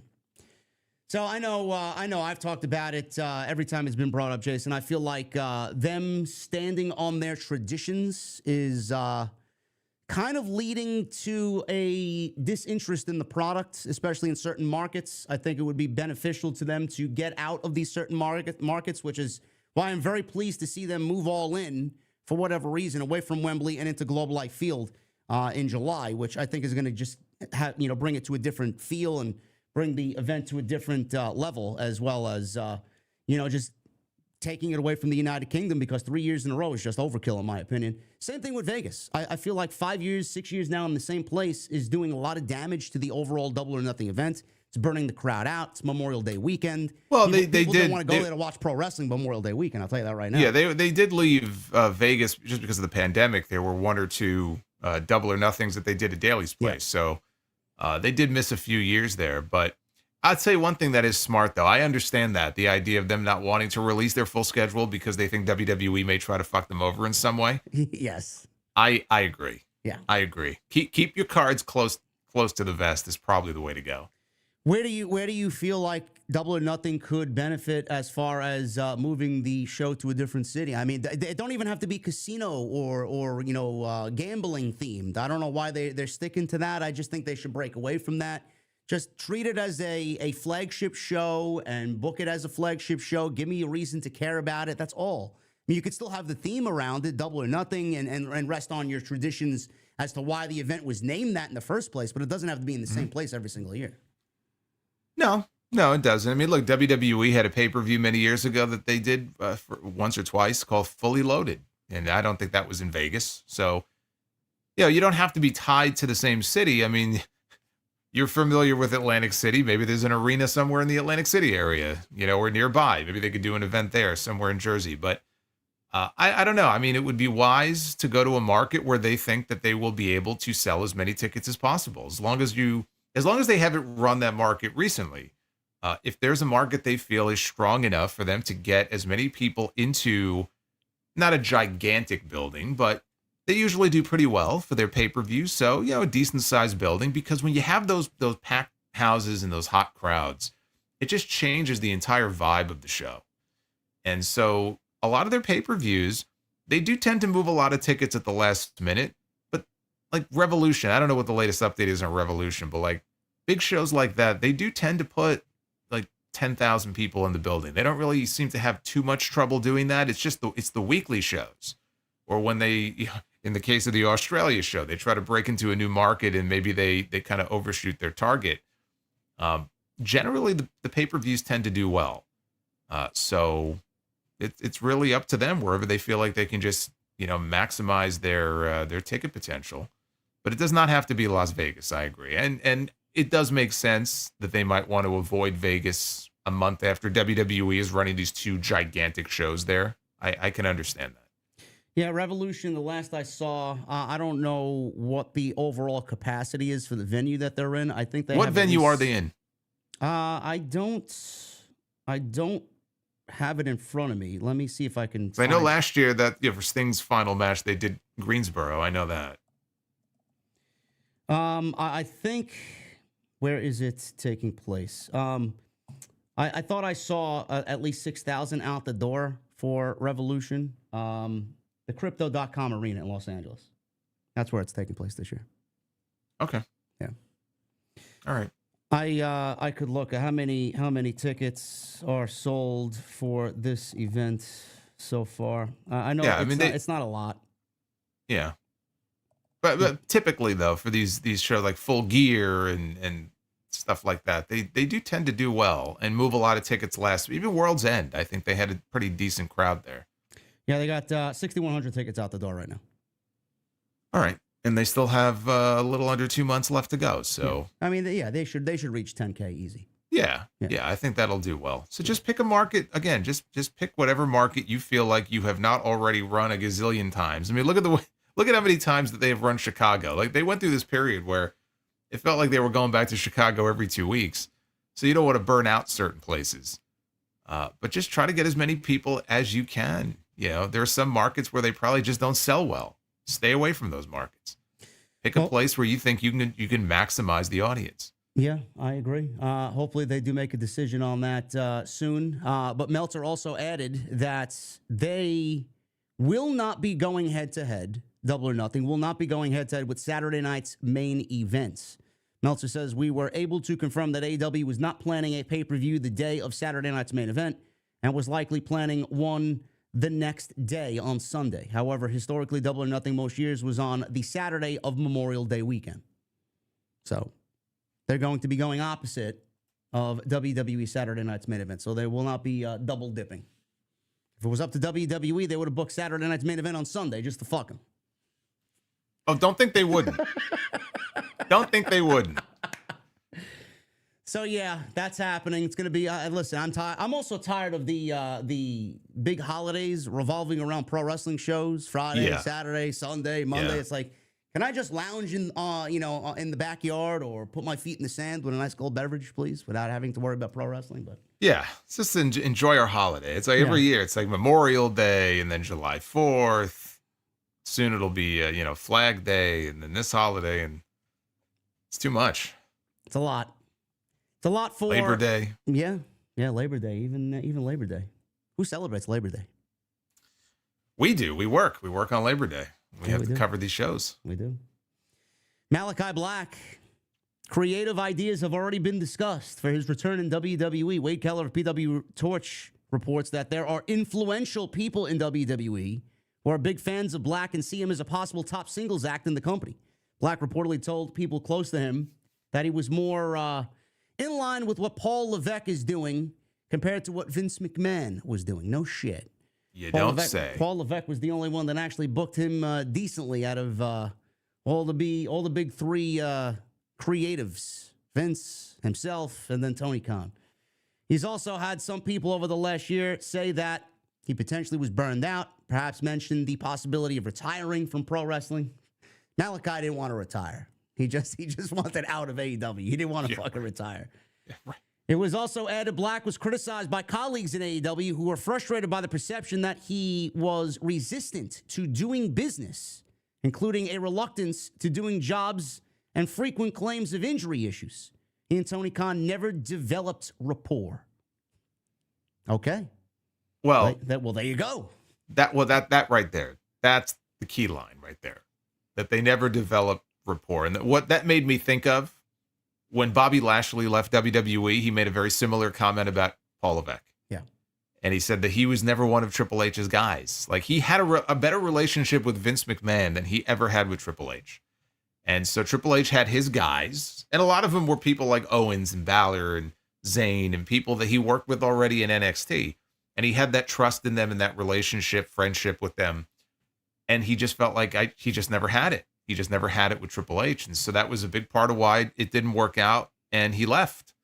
And I could see that being the exact same case here with Malachi and Tony Khan. If they just never gelled, if they could just never get on that same wavelength, and he was never one of Tony's guys, then he was never going to go any higher than he was, because it was always a mystery to me after such a hot start. He just never got back to that level again after that. You know, he did the trio stuff, he would do some tag stuff, but he never, that stuff he did with Cody at the beginning, he never got back to that level again. And that was right out of the gate. So all these years later now, it's like, he's not going to be in a better position than he is right now. So if he wants to continue to do this, and yeah, I don't think he wants to retire, but if he wants to continue to do this and do this at a higher level than maybe where they have him right now, clearly that's not going to happen working for Tony Khan. That's just not going to happen. For the people saying that he was resistant to doing business, he lost to Cody Rhodes on October 23rd, 2021. He lost to Adam Copeland a double or nothing in a steel cage match where Copeland broke his leg, May 26, 2024. Malachi should have won that match, to be honest with you. Yes. Adam Cole, he beat Black on November 6, 2024. Was the hug heard around the world in that match, where people thought he was done after that match, which everybody was probably correct, even though people were blasted for thinking that way. He lost to Darby Allin in a trios or tag team match. I forgot what it was. Malachi was pinned by Darby Allin. I mean, so he's taken losses, whether it's a singles, tag team, or trios capacity. He's taken losses, so I don't really believe that. He didn't want to be there. He even made the accusations of fans and answering the rumors of fans. Why don't you wrestle singles matches? And everybody was thinking that was the reason. You don't want to do business. We heard this about Miro. We heard this about a lot of different people. Britt Baker's another one. She doesn't want to lose. That's one of the reasons why she fell out of favor with Tony Khan. Mercedes. We hear this about a lot of people. I don't believe that about Malachi. I think Malachi will do business if the business, what he wants to do and the business that he's given is good. And it makes everybody look good. You just can't send somebody out there and say, all right, you're going to lose this match. Well, give me a reason why. Anybody, any normal human being, any logical human being would answer the question of that to why. Like, give me a reason why I'm losing this match and where the story is going, and then I won't have a problem with it. Let's come up with a reason. But I think all that's bullshit. He's going to go to WWE. He saw what they did with Penta. He's going to be made into a superstar. We're going to get that Aleister Black fucking presentation that we all love back in black and gold. And again, it's going to be another one of those situations where it's Tony Khan's loss and Triple H's gain. I can't wait to see that happen. I think he deserves it. What is he, 39 years old? I mean, he's not some fucking spring chicken anymore. I mean, this is the last stages of his, this is probably the last contract he's going to sign, more than likely. Yeah, I mean, I just think it's a shame that, he could have gone a lot further than he did. And these reports now that WWE sees him as a potential top tier, singles performer for them, he could have been that in AEW. And I don't know that I'll ever know exactly where it went wrong, other than maybe, again, he was not one of Tony's guys. You just never saw him that way. But he seemed like a can't miss after he came in and beat Cody the way he did. And it was like, all right, his trajectory is upward. And I know he did get hurt a couple of times. I don't exactly know when the back injury first occurred, if it was right after that or it came later on. But it was just a lot of wasted potential in that company for where he could have been and where he ended up. So I hope it works out better for him the second time around if he does go back to WWE, because even his first time in WWE, it's not like Tony Khan's the only one who fucked up with Malachi Black, right? WWE fucked up with him too. Now it's a different administration. It's this new era that they have, this new creative vision. And it just so happens to be a vision that's being overseen by the one guy who actually got the most out of him. So yes, I think that if ever there was a chance for him to really kind of ascend into that top tier position, this is it. So if he goes back there, it's kind of like now or never. If this doesn't work, then it's probably not going to happen. So I hope it works out because there's a lot left for him to do. And it's just too bad that it couldn't be done in AEW. It's I was hoping it would work out differently. Well, he was brought in with aspirations of being a big time player there. Obviously, the way he was Potential world champion. Yeah, I mean, it's just fucking foolish that he didn't achieve that there. I remember when he first came in and we saw that initial push that he got. I got a mailbag question on one of my shows asking me to like map out the next 2 years of AEW champions. I'm like, oh gee, okay. Don't throw any softballs at me. And I'm like, so I gave it some thought, and I had him factored in like the following year as somebody who would win the world title and be in that world title picture and be working with people like Omega and Darby and people like that, MJF. And it still kind of boggles my mind that he never really had the shot to get there. If he can stay healthy and he goes back to WWE, I could see him being in that position. I made the comment last week. I said, look, I don't know if apparently they're already discussing creative for him in WWE. They're already batting around potential ideas for the guy. But you have a faction that honestly is a dead faction at this point. They probably should just blow the whole thing up and disband it. But if they wanted to keep it alive, boy, would Malachi Black or Aleister Black not make for a good leader of the Judgment Day. Of course he would. If they wanted to keep that group going and add a couple of new faces to it. So, yeah, I mean, if he goes back, the sky's the limit. I hope it works out for him. Maybe we get two split factions of the Judgment Day, one on SmackDown and one on Raw, just because Finn Balor is going to stick it to Dominic or the other way around. Maybe we get a Judgment Day faction on SmackDown and a Judgment Day faction on Raw. One led by Malachi and the other led by either Balor or Dominic or somebody. I don't know. Well, there were already people speculating, because if you remember the segment on Raw last night with Chad Gable when Dominic handed him a piece of paper and there was some talk about the dark arts, I think. Yeah. I think Malachi, I don't know if is it an academy or something? He either runs something or is involved with something that I think has that name, like the dark arts. And they were like, oh, maybe it's Aleister Black. I don't think it is, but like it was interesting that they made that connection. I didn't think of that. I heard that on Raw. I didn't really make that correlation. Yeah, no, I didn't make the connection until people started talking about it, because I don't think that's what it is. But yeah, I believe that they're probably already, even just informally, probably talking internally about, okay, what can we do with this guy creatively if he was to come back? Yeah, I'm excited. I don't know how you don't develop rapport with Tony Khan. I mean, the guy came in like fucking gangbusters. They obviously had a vision for him. They put him in there with Cody. Obviously, Tony's got to have rapport with him if he's coming in and doing that right out of the gate. How do you lose rapport over with Malachi over this wrestling thing? I don't know. Do you just not see him? I mean, does he not finalize plans for everything House of? I mean, how do you lose rapport with somebody? You obviously got to talk to them, right? Maybe somebody got in Tony's ear. Maybe there's some of that going on. Who knows? I heard Tony's like fucking Batman. You can't really find him, or he evades people. He slips through the cracks. A lot of personnel.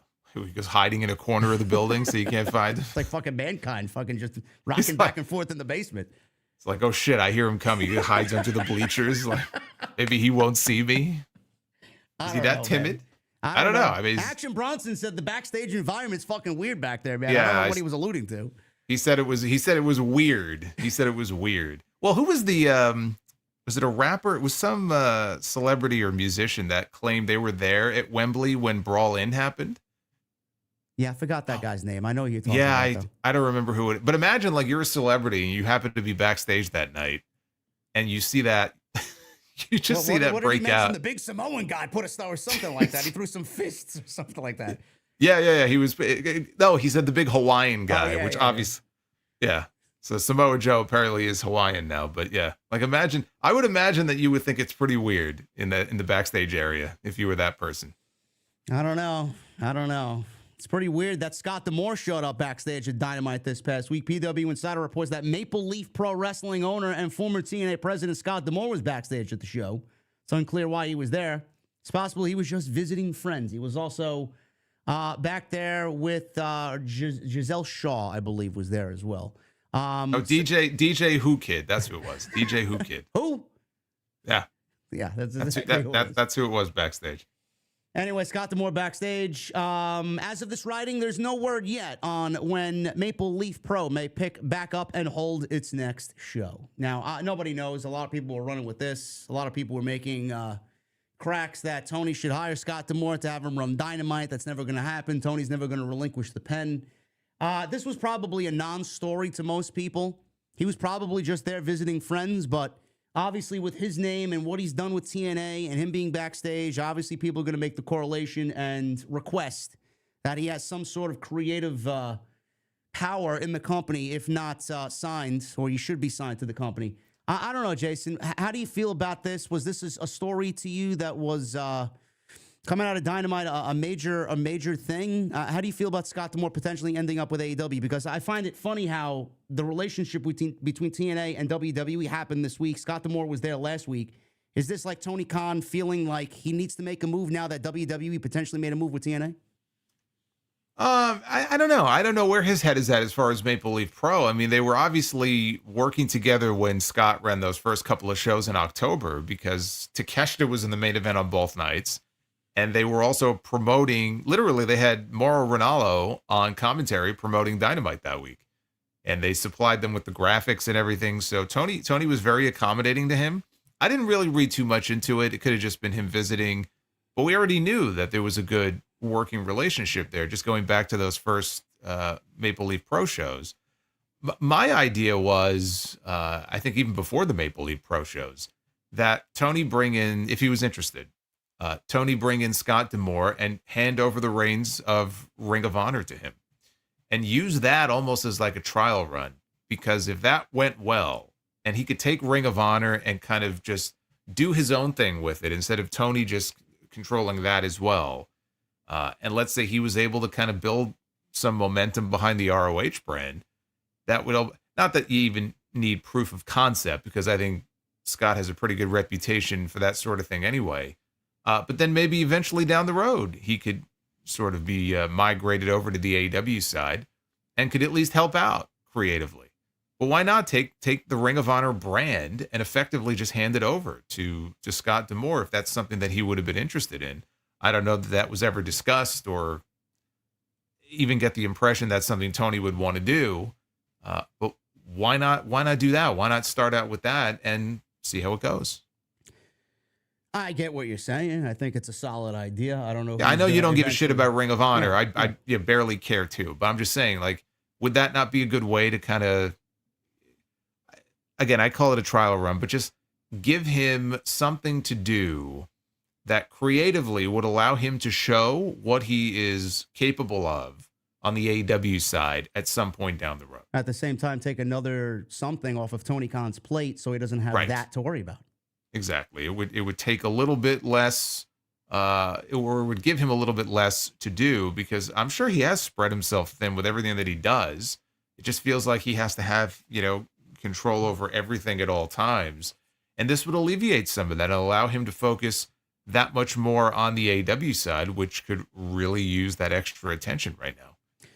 How much of this TNA WWE partnership affects what Scott D'Amore is going to do with Maple Leaf Pro? Because there was a lot of TNA talent on that show. There was obviously a mix of AEW talent, but will they be able to sustain what they want as far as their vision for Maple Leaf Pro without TNA? Or I know Scott D'Amore, there was a story late last year where Scott D'Amore visited the Performance Center. I don't know what that was about. Maybe there was some sort of partnership brewing there. But now he was backstage at Dynamite. Do you think that this partnership with WWE and TNA is going to take away from Maple Leaf Pro?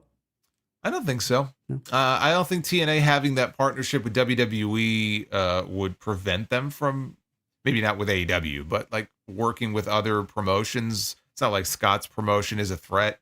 They've run 2 shows so far. I think he's on good terms with pretty much everybody. So I don't see where this WWE partnership would preclude them from still working with Scott. Again, we don't know what we don't know as far as the political aspects of all this, but I don't see any reason why not. So until we learn that there's a really good reason for him not to, I'm going to say no. It's a very interesting aspect. I don't really see Scott doing much of anything on Dynamite. I just feel like Tony is never going to allow anybody else to book that show, even though it would probably be a welcome but why would he? addition. No, he's not. Why would he, though? There's no reason for him to. Right. But, I mean, you say that like you're shocked. Like, true. but you say that like you're shocked. I mean, look, it's his company. It's the Vince McMahon thing where, yes, the product was at a Here's creative. a better question. What's the wake up call got to be for him? Because we know that the change is needed. How low do they go? Well, I would think the wake up call would be if we get to a point where Warner Brothers Discovery was not happy for some reason. Apparently, they're still happy enough. But if it got to a point where, you know, the WBD folks were voicing concerns about things and numbers were trending lower and things like that, maybe that would be a tipping point. But again, it's the Vince McMahon thing where it's his baby, and he gave birth to it. I mean, Vince technically didn't give birth to it; he took it from his father, but he built that company into what it became. And when you're sitting in that chair for so long, you could see where he might not want to give that up. But the product had gotten so creatively horrendous, it was actively dragging down the product. But nobody was in a position to tell Vince McMahon, you have to give this up. You know, you could still run this company, but like hand over the creative reins to your son-in-law or hand it over to somebody else. He was never going to do that. The only reason he did it, he had to be dragged kicking and screaming because he was pressured into it. That's the only reason why he's not sitting in that chair today. Tony Khan, he was there from the very beginning. He bankrolled the entire thing. He's still bankrolling the entire thing. It's his money. It's like monopoly money to him. He runs this thing. I'm sure he has a passion for it. He's a big wrestling geek fan, just like all of us, right? He's been watching wrestling his entire life, and he doesn't see anything wrong. He doesn't think that there's anything wrong, at least not to the level where I should probably step back and have somebody else do this. He can't see that. You know, to him, it's like, why would he do that? Everything is going well enough, so why would he do that? So the expectation that he would ever do that, it's not realistic because it's just not going to happen. Who's going to be the one to tell him anyway? Who's going to be the one to go, Tony, you have to step back? Who's going to do that? I don't know. It's a good question. There's nobody. There's nobody who he would have to recognize that there are issues and that there is somebody who maybe could do a better job than him. But if he doesn't think he's doing a bad job, then nothing's going to change. That's sad. You just hope that he could surround himself. You would hope that he could surround himself with people who could give him not just positive feedback, but realistic feedback, especially when things are not great. I don't get the impression that that's going on. I'm not in those rooms. I can't say for sure. All I could do is watch the product every week, and there's good stuff and there's bad stuff. And the product is very different than what it used to be. I can tell you that much as somebody who has been watching from day one. But are there people getting in his ear telling him these things, or does he see it himself? I don't know. Oh, but Solomon is only getting on the AEW hate train all of a sudden. Yeah, I've been getting a lot of that. Yeah, I've been getting a lot of that lately. I talked about the Australia stuff, and apparently that made me the biggest hater in the world. I mean, I didn't know that I made all of that up. I mean, you just stated facts. Well, what are they upset about? They get very in their feelings when you start talking facts, though. That's what I have found. So, oh man, it's crazy. That fan base is something else. Britt but if Baker. he's surrounded by people like that, I mean, that's part of the problem. Yes, those it's like are an the people echo he listens chamber. to. Yeah. Yeah, it's an echo chamber. Well, Britt Baker, here's another one. This is not what AEW needs this week. Britt Baker supposedly is being iced by Tony Khan, reportedly fed up with her. And the report came from Wade Keller of PW Torch and reports that Baker may be done with AEW as people in the promotion think she's in the same boat as Miro, Ray Fenix, Ricky Starks, Wardlow, and others not being used by the promotion. For those names mentioned, aside from Baker, the belief is that they are WWE bound when their AEW deals are up. Now, Keller reports that there is frustration with her in AEW, and she's wildly unpopular in the women's locker room. She previously had a locker room incident with MJ after she reportedly talked bad about him to other talent, complaining that him and Ospreay at Dynamite 250 went on too long, leading to a confrontation. The rumor that AEW is not using her because of her breakup with Adam Cole is untrue. The belief is that AEW CEO Tony Khan is fed up enough that he's not using her, and should that change, she will get the call. It was added that Baker is not expected back on AEW TV imminently. Now, Wade Keller went on and said a whole bunch of shit, which basically I summed up in whatever I just read. I'm not going to read the entire quote from Wade Keller. I'll be here all night. But the situation is, Jason, a lot of people made a big deal about this, and I put my opinion out there as far as how I felt about this. We all know Britt Baker is a problem. I mean, there are just too many incidents backstage that has happened over the 4 or 5 years that we've been hearing this shit to just look the other way. She's obviously been a problem. She's obviously been territorial. She came in when AEW started, and she was the top of the division. We all know that. She was the biggest star there. She made herself into the biggest star. And what she did in the early days was great. And I'm not taking that away from her. And she's gotten better. From day one to where we saw her in that kind of golden era of AEW, she really was maturing into a decent in-ring performer. But the problems always seem to have followed her. I'm not saying Britt is innocent in this. And Tony, I'm sure, has a reason for not wanting to book Britt Baker on television. But you know how I am. I like to be a little controversial for my own liking. If there was true leadership in AEW and Tony Khan was a true leader, none of all these stories that we heard would have happened. They would have been deaded. There would have been a resolution to them. He would have got his locker room in order, and everything would have been great, and everybody would have gotten along. I said this I did a video on this. You take Britt Baker and all these things that happened in AEW, and you put her in WWE, none of this ever happens because there's true leadership in WWE. Tony is not a real leader. I blame him. I blame her. I blame the entire ecosystem in AEW for all the wrongdoings, not only for Britt Baker, for a lot of different people backstage and in that company that just don't get to where they need to be.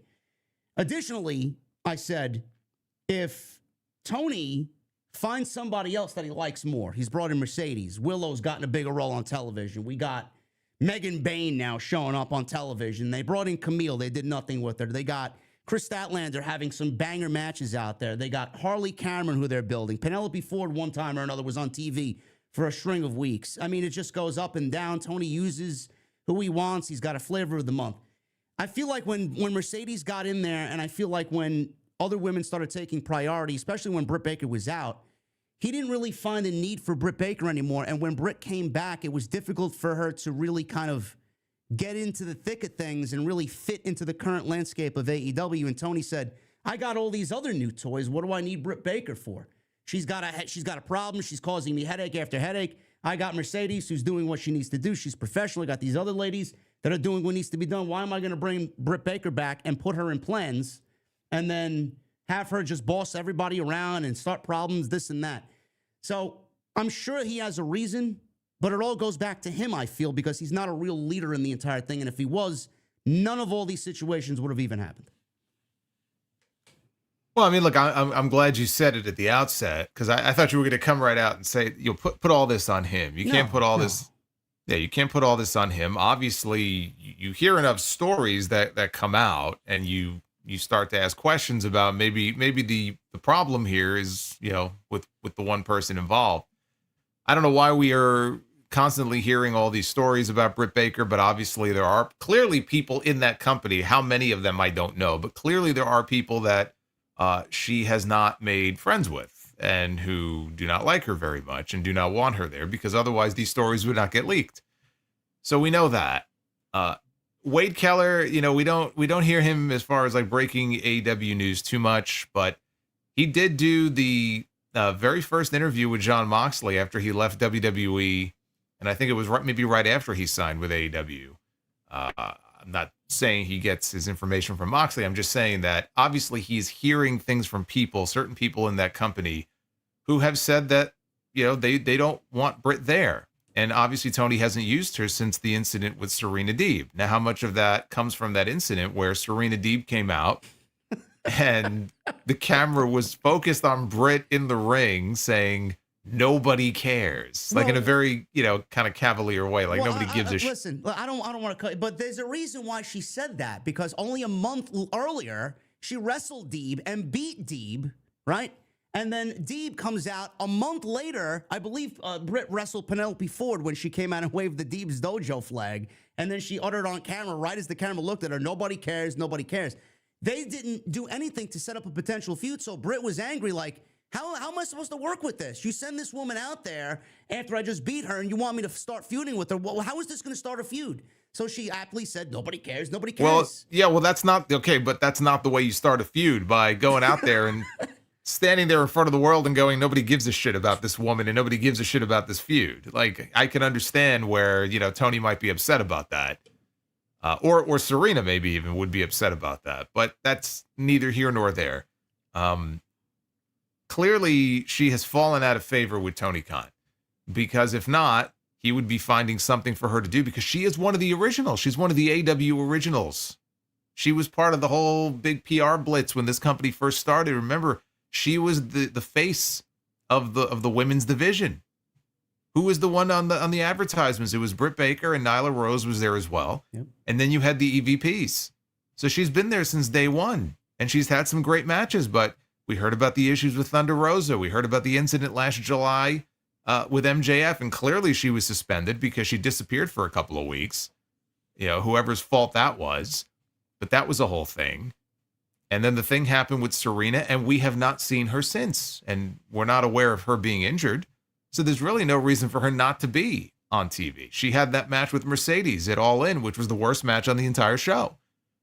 It was the worst match Mercedes has had her entire run so far in AEW. Which is sad because the feud started off pretty fucking good. Britt outshined her on promos. Yes.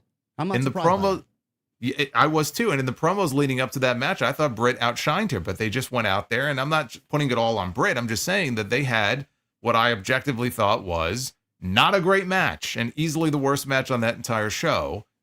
So that didn't go probably the way that either of them wanted it to. But it feels like it's been, and then whatever happened with her and Jamie Hayter, we don't even know. Obviously, they're not together anymore. And then there were reports about them not even liking each other. So I don't know what happened. That could have been just a personal relationship thing between them. But it's just one thing after another. And I don't know that Britt is on her way out. I saw Brian Alvarez also came out with something saying a lot of that stuff has been overblown. This idea that, she's on her way out, she's going to leave. We don't even know how much time she has left. She could have a couple of years left for all we know on her contract. So I don't think she's going anywhere, because even if Tony wasn't going to use her, he's already demonstrated that he ain't going to let you go. He's just going to put you on the sidelines and run out the clock. And that may well be what he's doing now with Britt Baker. She may be the next one in this line of people we've been talking about, whether it's Starks or Fenix or Miro or whoever, who are just going to stay at home because he doesn't want to deal with this anymore. And he's moved on. Maybe mentally he's simply moved on. What that means for her future, if she would end up in WWE, would they even have an interest? I mean, that's one of the things. If you kind of end up with this reputation, fairly or unfairly, I don't know if that's something WWE would even want to dive into. Well, why would they dive in with Tessa Blanchard? Why did they dive in with CM Punk? They have not dived in with Tessa Blanchard. I know, but they're eventually going to. Probably, yeah, but it's going to be a while before that happens. They brought Punk back, knowing what he did with them at All In and Jack Perry. You're not comparing Punk. Come on now. You're comparing Punk and the value that Punk brings to fucking Britt Baker. What are we doing here? Backstage antics.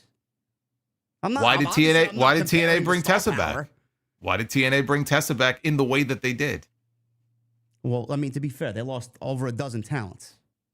Okay, but they knew that she was going to be they knew she was going to be a lightning rod for controversy, and probably whatever goodwill they had with certain fans, they would squander it. Now they smuggled her in like contraband. Why bring her in? They obviously made a calculated decision that it would, whatever the negatives were, the positives would outweigh the negatives. And that's a decision that WWE would have to make one day if she ever became a free agent. Is she worth, bringing in? But whatever happened with her and Tony, clearly, you don't need to be a fly on the wall in the back to know that she has fallen out of favor with him. Because if not, she would be on television right now. She's one of his biggest stars, not even just female stars, like one of the biggest names that he has under contract in that company. And she's not on television, and we're going on what now? 2-3 months, maybe? Yeah, November was the last time we saw her. Okay. Well, we're already almost at the end of January, so I don't get the impression that she's going to be back anytime soon. You don't think WWE would whip her into shape? You know what? For her sake, I would certainly hope that she would recognize it's a very different workplace there than it is in AEW. And if, let's say, she was getting away with certain things in AEW, that she probably wouldn't be able to get away with it in WWE because she would be one of many. Whereas in AEW, I mean, she's one of many in AEW. They have so many talents under contract. But she may also look at it and go, look, I've been here since day one. I'm like, the Charlotte Flair of this division or the Becky Lynch of this division. And I don't know, maybe she's had issues with the fact that all these new talents have been brought in and she feels like she's been marginalized because of it. I don't know what's going through her mind. I just know that we keep hearing these stories and they're not very complimentary of her. So she's obviously pissed off enough people who work in that company because they're the ones leaking this shit that she has not endeared herself to too many people in the back. Maybe she feels the same way the fans do. You think that's a possibility? Maybe she's upset seeing that Tony's brought in all these different women, has done nothing with them. They haven't really made a dent in the ratings, and the interest in the company is declining after all these major signings were brought in. And she's like, I mean, she's not going to make a difference either. But I mean, I'm OG, like you said. I'm here for 5 years. Everybody else is getting used. What about me? Where's my creative? Why don't you have things for me? You think she possibly could have voiced her frustrations just like the fans have voiced their frustration with Tony Khan? She may have, but I know she was gone for a long time and came back, and within 2 weeks of coming back, she was suspended. So it could also very well be a case of Tony saying, I don't need this anymore. I don't need this headache anymore. You know, it's not worth it. Well, he brought her back for Dynamite 250. He brought her back for, what was that show in November? I think it was another theme show. I mean, he's obviously used her here and there, but he didn't want to use her. Why use her at all? But I don't understand. I don't know. I mean, he tried to. He tried to. And then again, I think that Sarita Deep thing was maybe the final straw. It's like, you know what? I tried. I gave you these chances and I mean, it didn't work out. Sure, if that was the reason, fine. But I mean, No. Nobody is saying that that's the lone reason. This idea, though, that like, why would he wait? Dude, things build up over time. There's an expression, the straw that breaks the camel's back. That there's a reason that expression exists. I'm not saying it's that one incident. I'm just saying that it was one of many, and you do get to a point where it's like, that's it. That's the tipping point. That's it. You just reach your breaking point, and you get fed up with things, and that's it. I'm not saying it's just because of that one incident. It's not the only incident that we've heard about or that we've seen. I don't know. Because we haven't seen her since, have we? No, right? So, hey, tipping haven't. point. You're there you correct. go. I mean, I don't know what else to think about it. I don't want to make excuses for Britt as to why she's not on TV. It's just it all boils down to she's been a fucking nuisance in the locker room and the leadership there. The locker room environment is the way it is because there's no fucking leadership. But Everybody's to blame. Is she a nuisance? Is she not a nuisance? We're going by these stories that have come out because none of us are actually there. I don't know her on a personal level. All I know is that these stories that have come out are about her. We don't hear these stories about anybody else on that roster in that women's division right now. We don't hear these stories, right, about Jamie Hayter or Chris Statlander or Willow Nightingale or any of these other people we see week to week. It's usually just about Brit Baker. So what does that tell you? Fairly or unfairly, she has clearly made enemies out of certain people. Maybe she's just got a strong personality and she's vocal about things that other people maybe aren't vocal about because they don't want to rock the boat. Maybe she doesn't give a fuck. And maybe that's rubbed people the wrong way, right? Who knows? But she's clearly rubbed people the wrong way. The wrong people. That's why she's not on TV right now. Yeah, that's the case. I also get a sense that, maybe she just doesn't, like you said, she doesn't give a shit. She doesn't want to be there anymore, and she's doing whatever she can and saying whatever she feels like to whoever, and she doesn't really give a shit about the consequences.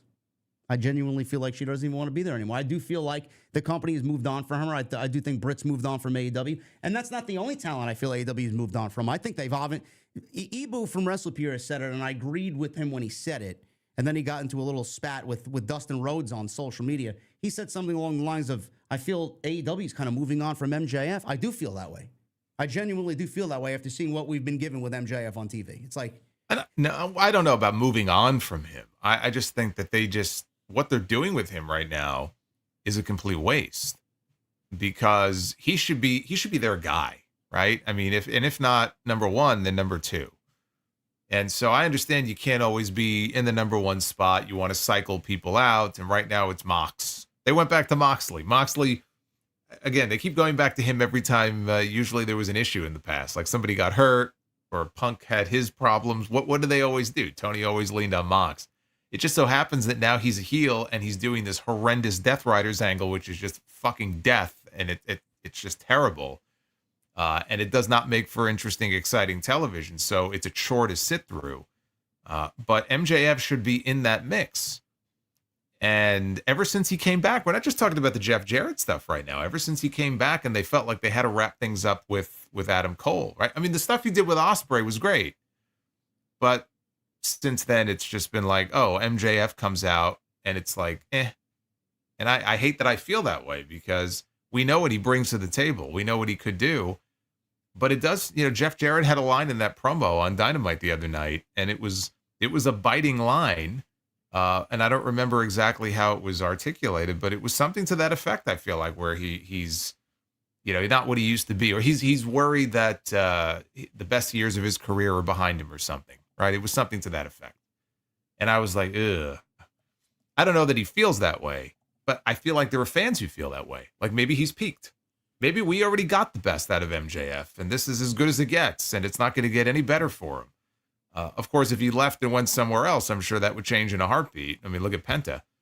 But he made the choice to stay and show loyalty to Tony Khan, and I'm sure he's making a ton of money, and he's doing very well for himself. And by the way, he's also getting these movie opportunities now. He's going to be in the new Happy Gilmore movie, and there was another movie, I think, maybe that he was rumored for.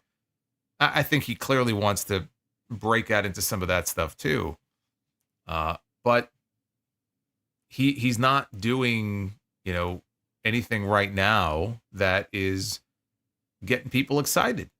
And they got him back. Do more with him. They got Kenny Omega back right now, right? That's a great thing. And he's in that upper mix. That's great, right? He doesn't have to challenge for the world title right away, although I kind of wish he would. MJF feels like if Kenny's here, MJF is down here. And he's been down here for a while since the Cole stuff resumed. yeah. How much longer are they going to keep him at this level? Like, you got to get him back up. You got to do something more with him. He's that type of talent for them. So that's why people feel that way. The one line from the MJF Jeff Jarrett promo on Wednesday that really stuck out to me. I have it in my notes here. Jeff Jarrett is the last thing you see before your favorite wrestling company dies. Yeah, I laughed at that one. That was great. Oh man, that was quite the. I just, that promo was weird because they were obviously trying to be very edgy, and very forced. It felt very forced, right? I mean, Jarrett is trying to go tit for tat with MJF, who does the edgy thing, and so Jarrett was trying to give it back to him, but he starts he's calling his girlfriend a whore and everything else, and I'm like, is this supposed to make him cool? Like, what is the point of this? Did he call his girlfriend a whore or his mother a whore? I thought it was his mother. I thought he was talking about Alicia. No, he's talking about his mother. No, the Canadian call girl line, that was towards Alicia. Alicia's he also Canadian. mentioned the mother though too. Right, but then after that, when he mentioned the old lady, I thought he was talking about Alicia from that point forward. Oh, I didn't take it that way. He might have. I thought he was talking about his mother. What, you thought he called his mother a Canadian call girl? I don't know. MJF's mother is not Canadian. I don't know. The line that stuck out to me was the mother making fun of his mom. Like, what does that have to do? And then Jarrett's like, "Oh, I was you before you were even in the business." No, you weren't. How? Yeah, he wishes. Yeah, he wishes.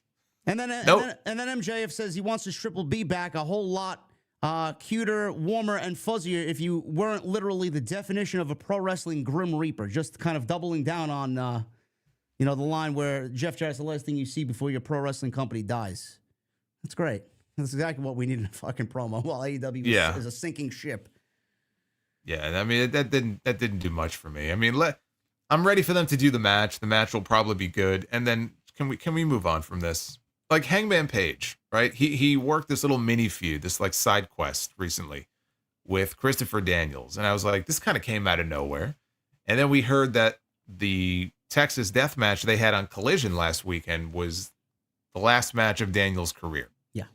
So that's probably why they went into this. He knew, okay, I'm done. I'm gonna have one last match. Maybe he handpicked Hangman and said, I want to work with you. And so that's probably why they designed this whole thing. And that's all well and good, but that still doesn't change the fact that Hangman right now is just cold and they don't really have him doing anything. He's another one. All that momentum he had, right? Like, I would have put the world title on him. But even if you weren't going to put the title on him at Wrestle Dream, like, okay, he was in the 4-way at World's End and he didn't win. He's another one. They got to get something good going for him, because he's one of the best characters they have on that roster. He is. This is the fucked up thing about AW Creative. Swerve and Page ended it all out. They move Page onto Jarrett, and then they move him onto this fucking Death Rider shit. Swerve moves on to Bobby Lashley, and he wrestles one match, and then they drop it. They don't even go back to it. They just move on to Ricochet. It's like, what happened to Bobby Lashley and Swerve? Now, there's got to be some politics at play there. There's no fucking reason why they just dropped it all of a sudden and don't go back to it. Maybe they do, but how are you going to pivot from fucking Swerve and Lashley to Ricochet and Swerve and then go back to Swerve and Lashley? I don't understand that. There was no explanation for it. So hopefully they can get their shit together, because we're naming all these names. It's not like they don't have stars. They don't have these great talents that feel like they're either ready to break out or that they are top players who should be in the top mix. There's so many guys like that on the roster. You mentioned like Ospreay and MJF, and Swerve had a breakout year last year. Hangman doing the unhinged gimmick. I love it. I think that's been great. It just got some of these pieces where they have them plugged in. It's just head scratching, and other people are just not being used at all. And it's just a kind of a very weird mishmash of things that are happening right now in this company. So I hope they get their shit together. I know some people, you talk to some of the diehard sickos, they think everything is great. Everything is not great. And hopefully the things that aren't great can improve. But to do that, of course, there has to be a recognition that things are not so great. And I don't know if there's that self-awareness there. There's not. There's no self-awareness there at all. Yeah. Guys, I just want to say thank you for joining us on episode 80. We're going to round up some WWE news and some Saturday Night's Main Event preview and predictions quickly, and then get to your super chats. There's 3,400 people in here. Thank you very much. We are absolutely competing with NXT on Tuesday nights, which is a great thing to see. 912 likes. I would love to see that over 1,000. There's no excuses for that. Super chats will remain open. It's a great way to support Jason and I here on Tuesday nights. And once again, I apologize for my low volume. It's bothered me all show, but I will fix that next week. I'll be back home in New York City. I'm not in the office per se. It's like DiBiase. Ted DiBiase used to have his summer residence and his winter residence. Yes. And you are at your winter residence. I am, even though it's probably colder off the water down here than it is. I was going to say, usually a winter residence, you're in a warmer climate. Well, I'll tell you what, Atlantic City is actually quite peaceful when there's no tourists. So it's actually desolate right now, which I love. But yes, thank you. Thank you very much. Juan Castle, I wish I could, bro. We tried and we wasted 5 minutes at the beginning of the show, man. I'll fix it next week. Don't worry. It'll be back to normal. But hopefully you guys heard everything okay. We're going to get into the round of WWE stuff here. Quickly, New Orleans is the front runner to host WrestleMania 42. PW Insider says New Orleans is reportedly the front runner to host 42 in 2026. Sources within WWE have been circulating this rumor for the past month, and it is now gaining traction locally in Louisiana. Indianapolis is also reportedly under consideration to host WrestleMania in 2027. WrestleVotes put this out there earlier in the week. News about New Orleans hosting Mania next year isn't a shock, since word got out last week via WrestleVotes that there would be a WrestleMania press event in New Orleans during Super Bowl weekend. WWE did the same thing last year in Las Vegas before they announced Vegas would be the host city for Mania 41. Seems like, Jason, that they are trying to play the fans for fools, and they're trying to kind of keep this incognito. Meanwhile, they did the same thing for Vegas last year, and they're doing the same thing for New Orleans this year, kind of riding the coattails of the Super Bowl. It's probably their new thing to kind of let fans low-key know what they're doing for WrestleMania a year prior. Yeah, it sounds like New Orleans is the front runner. I think Mike Johnson said the same thing on PW Insider. I think that's great because I was at the 2 previous New Orleans WrestleManias, and it's just a fun city. And so if they bring Mania back there again, it would be tempting. It would be hard not to go because I enjoyed my first 2 times there.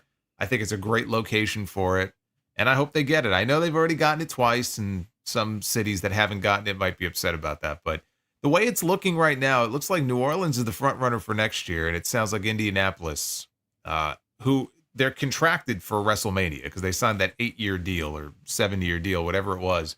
So they're definitely getting to WrestleMania. It's just a matter of when. So they got the Rumble this year, but it sounds like they may get Mania in 2027. That may be where things are headed.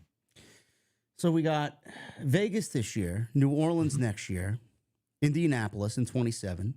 Mm-hmm. And then we do what? United Kingdom in 28?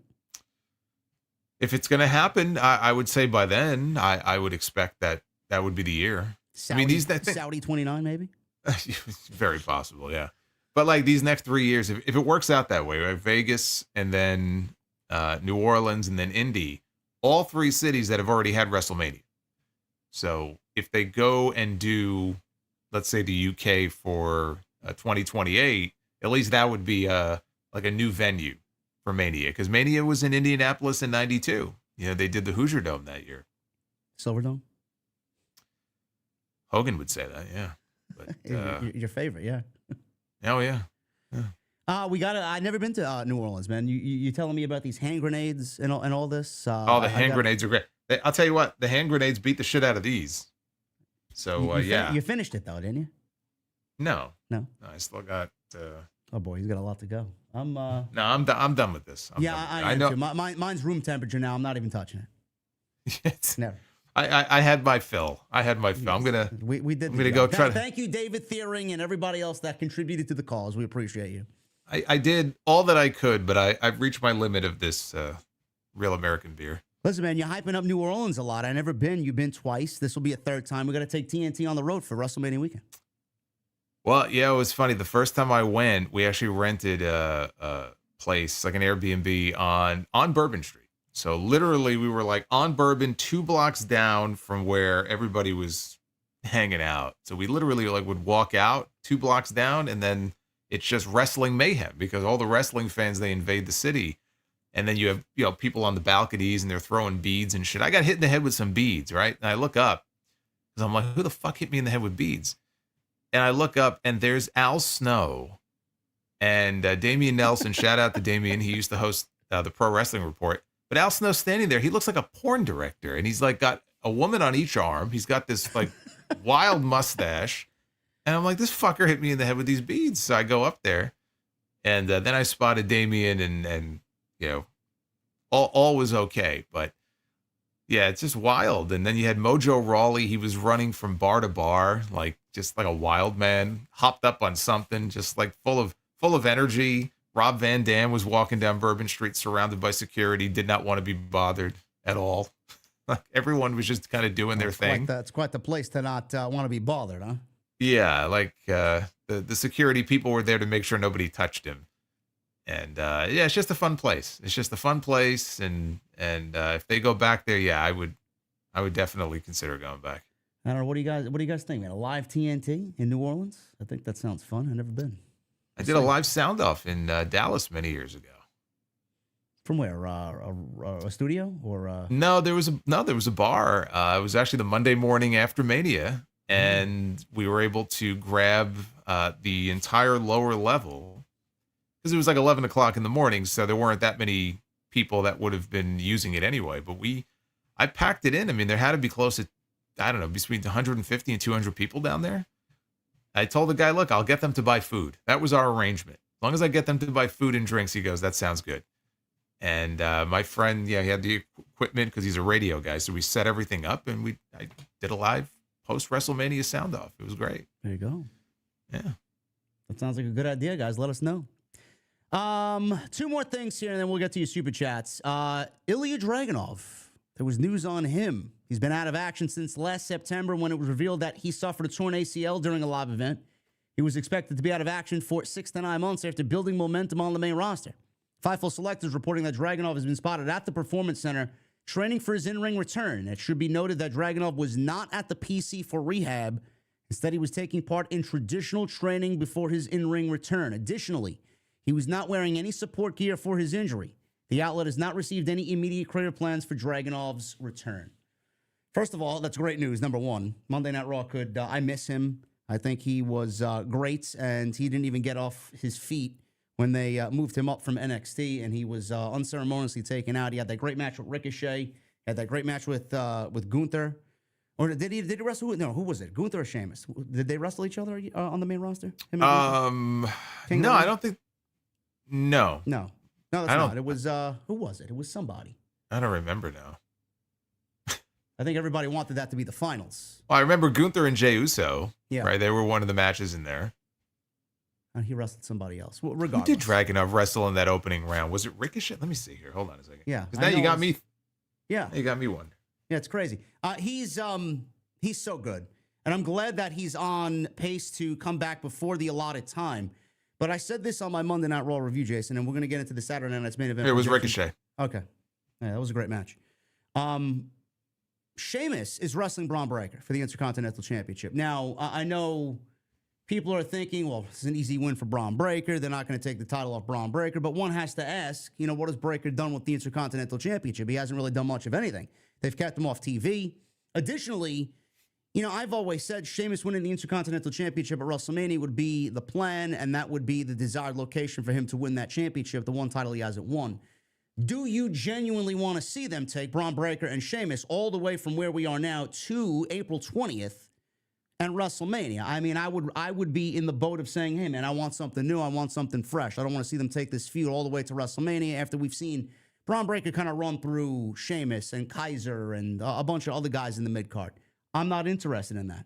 So what I said last night is have Sheamus win the Intercontinental Championship from Braun Breaker, give him the win in San Antonio, Intercontinental Champion crowned, and then we get Dragunov and Sheamus at WrestleMania. If he's back, this all depends on if he comes back before the allotted time.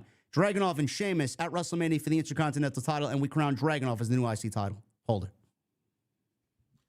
I mean, I'd be down for the match. I would not feel as if you have to put the title on him at WrestleMania. If Sheamus wins the title this weekend, and we could do predictions, but I mean, I have him winning the title this weekend. So if he's going to win the championship, I don't take it off of him at WrestleMania. I mean, I don't care how good Ilya Dragunov is. His time will come. I could see him as an Intercontinental Champion this year, but I would not be taking it from Sheamus so soon if he wins it this weekend. Well, what did we talk about in the sound check? There was WWE's holding 2 international shows, one in Germany, one in France, maybe at one of those shows after WrestleMania? Yeah, possibly. I mean, we don't know. We don't have dates on those shows yet. So, although Backlash has gone from the Tokyo Dome to Mexico. And then by next week, maybe Wessel Votes will tell us that it's coming to Ecuador. I don't know. So maybe Backlash will end up being in one of these international places. Nick Khan did say they're going back to France. And Backlash was in France last year. So maybe it goes back to France.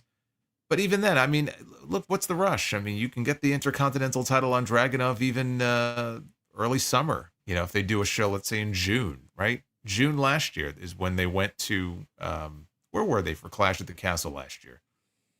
They had McIntyre and Scotland. Priest. No, right. Yeah. Right. With Punk as the referee. Yeah. That was in June. So somewhere around that time, if Sheamus is going to win the title, give him some time with it. He doesn't have to hold it for a year. Doesn't have to have like a Gunther run with it. But I'm not taking it off of him at WrestleMania if he just won it at the end of January. Or maybe they don't belt Sheamus at all and just do Braun Breaker versus Dragunov. Yeah, but you got to tell that story with Sheamus, though. Yeah. I mean, I guess there's still time. He just signed like a 5-year contract last year, so he's not going anywhere. But that story, you need to tell that story. And you need to give him that moment where he kind of articulated it on Raw last night again, why that title is important to him. It's how he became a wrestling fan. When he first became a fan, that title was like the title for him. And that's a shoot. And I would love to see him have that first title win in a big stadium. I wish if there's a way for them to stretch it out until Mania, which I think would probably be getting away from it and then circling back to him again, where he becomes number one contender somehow. I would love that, but I just feel like I feel like they're going to put the title on him this weekend. That's what I feel in my gut right now, because I don't see the World Heavyweight Championship going anywhere. Yeah, neither do I. I'm going with Sheamus to win the Intercontinental Championship from Brit Baker. I think the title changes hands there. The World Championship, like Jason just mentioned, is Gunther versus Jey Uso. They've had some good back and forths on Monday night the last couple of weeks. There's no reason why anybody should be sitting here thinking that Jey Uso is walking into WrestleMania season as the World Heavyweight Champion, though Jason said don't really rule it out completely. Which I could see them doing that, but I just don't realistically see that happening. Don't rule it out completely. I still feel like Gunther's going to win, and I feel like Drew McIntyre may play a role in this because he did get that embarrassing loss to Jey Uso. He was shocked and stunned after he got rolled up and pinned by Jey a few weeks ago. But Jey Uso has already lost twice to Gunther, and Gunther has not been shy about bringing that up in their promos. And to just send Jey out there, as over as he is, to just send him out there and feed him to the wolves and have him lose clean for a third time, like, why would you even put him in that position in the first place? Yeah. But them hammering home, all those times, hammering home the fact that I've already beaten you twice. You're not on my level. Like, you and I don't compare. I'm in a different league than you. Like, looking down at him. Don't rule it out, is all I'm going to say. Giving Jey a token, like, quick title run, because I agree, he's not going into WrestleMania with the title, but giving him kind of the shock win and having him become World Heavyweight Champion, it's not as far-fetched as some people may think it is. Who knows? The show is seemingly looking very lacking. Maybe they go with the big surprise. I don't know. I hope not.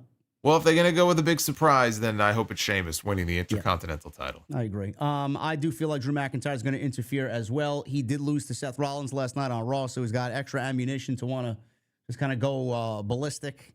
But I do think that Jey Uso losing is the right move. I do feel like his story in the Rumble with Roman, with Sammy, with Jimmy, with Drew, with Seth, I think that story is far greater than him winning the World Championship. So that's where I'm kind of sitting with that one.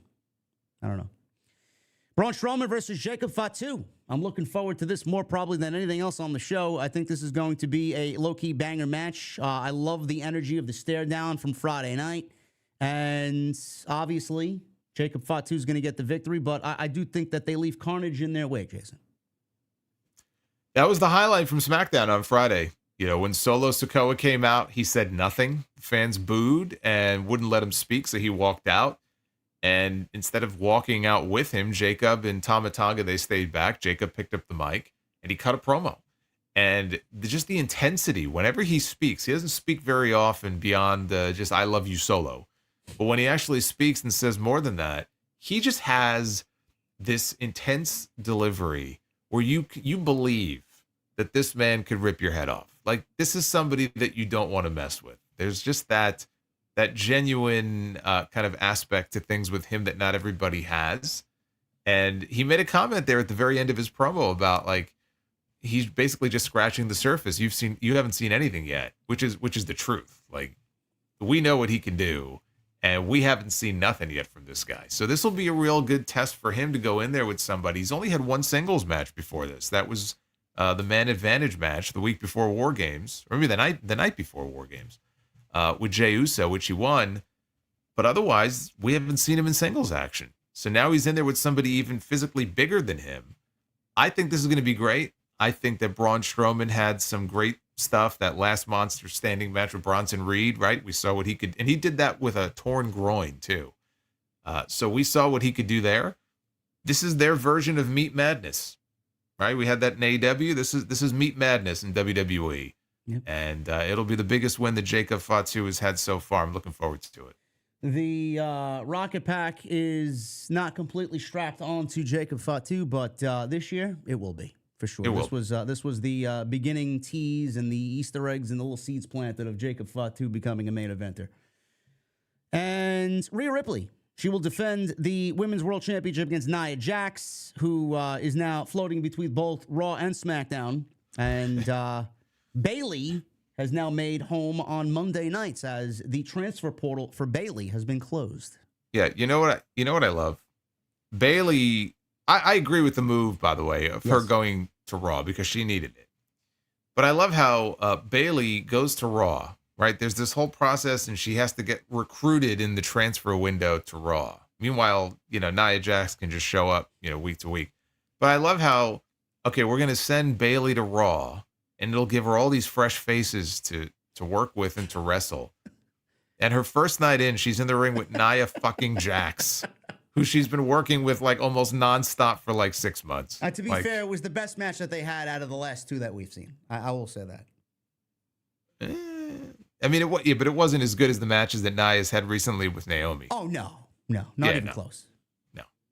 But I just laughed at that. Like, I know it was just a one night thing, but still, it was like, finally she's on Raw and away from, all Nia and all the SmackDown stuff. And her first opponent is Nia Jax. Like, what are we doing here? Yeah, a little bizarre. I don't really understand that. The transfer. What they were doing is they were setting up Rhea's opponent because she doesn't have any strong heels to work with. That is true. And they're setting up Roxanne, Perez, and Bayley at some point, whether it's at Vengeance or WrestleMania season. I don't know what they're doing there, but I don't mind that. I mean, give me that. If you want Bayley to kind of be fresh with new opponents, I think that's the right way to go about it. But Rhea Ripley and Nia Jax, this is a rematch from their Elimination Chamber match last February.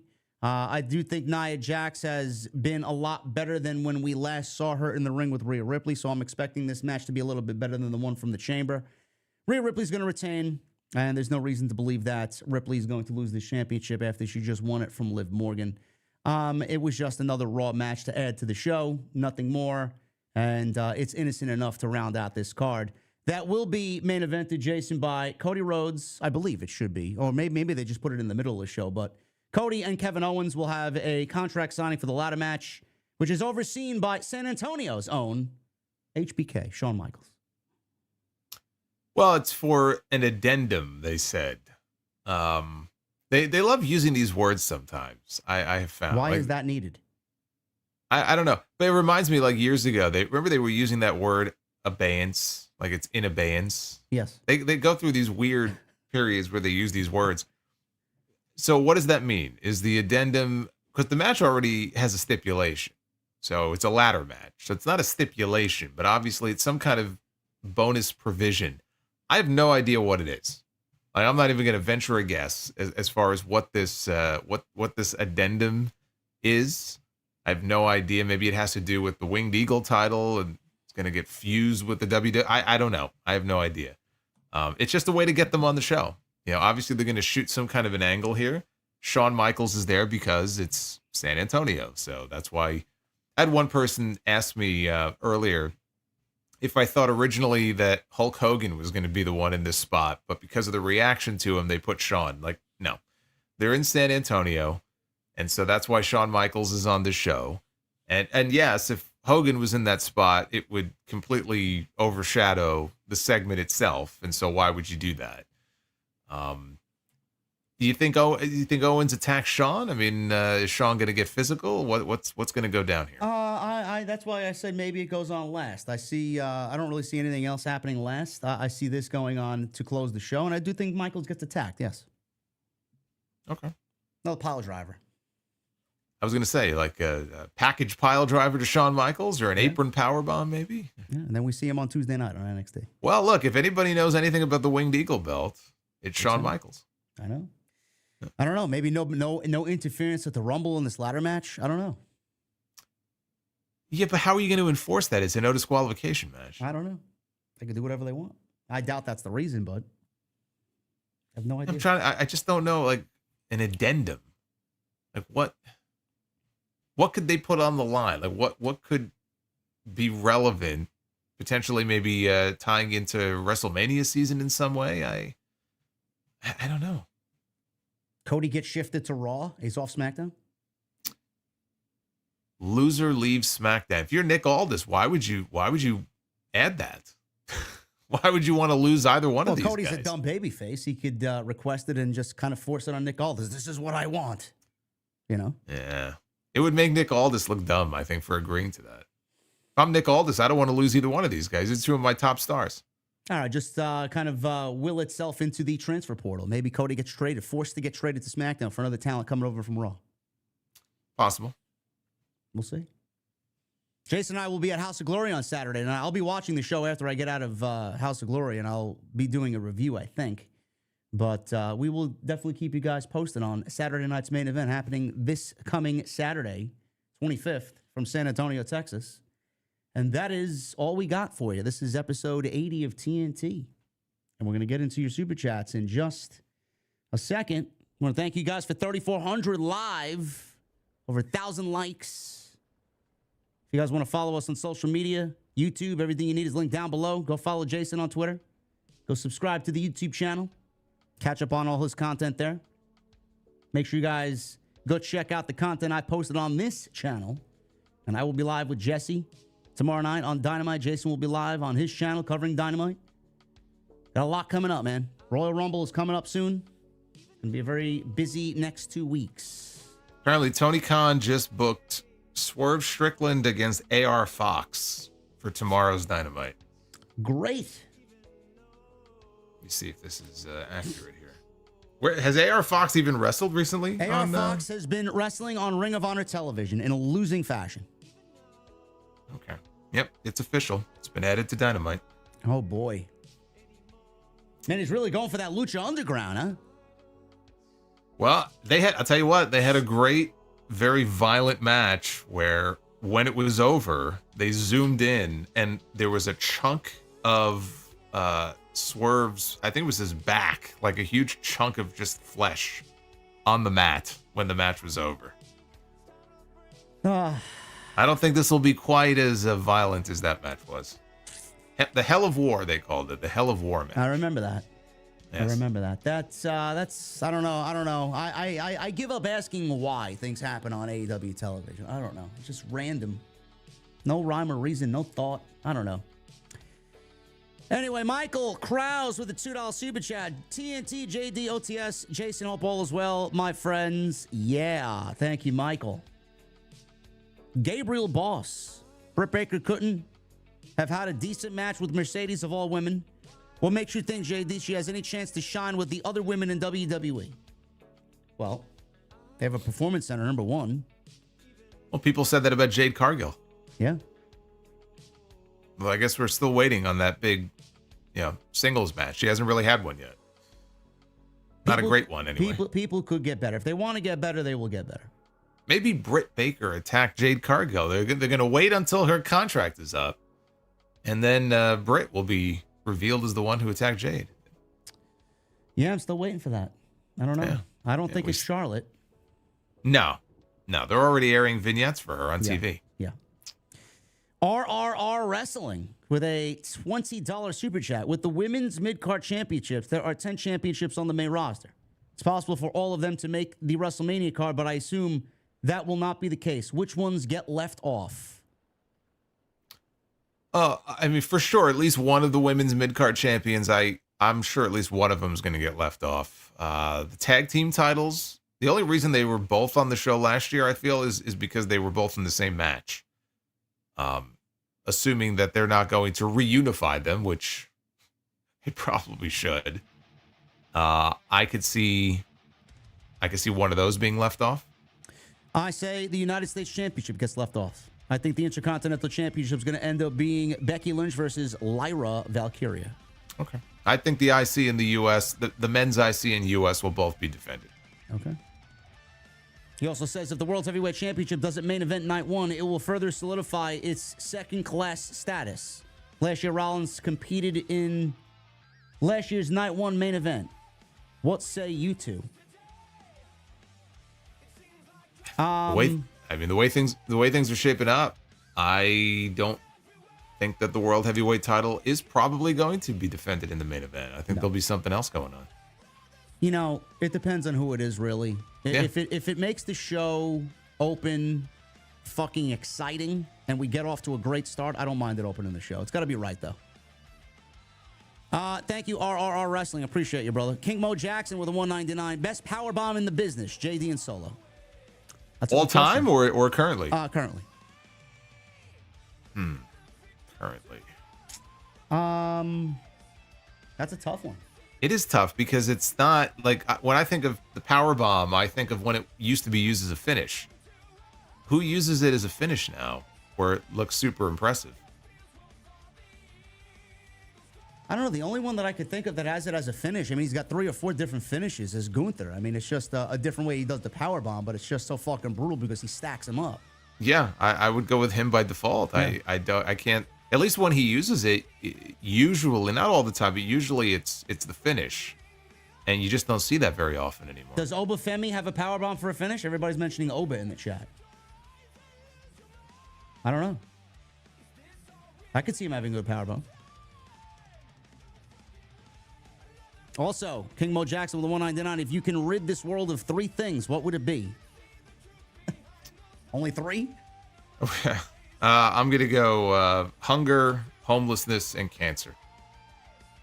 Cancer, Alzheimer's would be number 1. Cancer number 2, and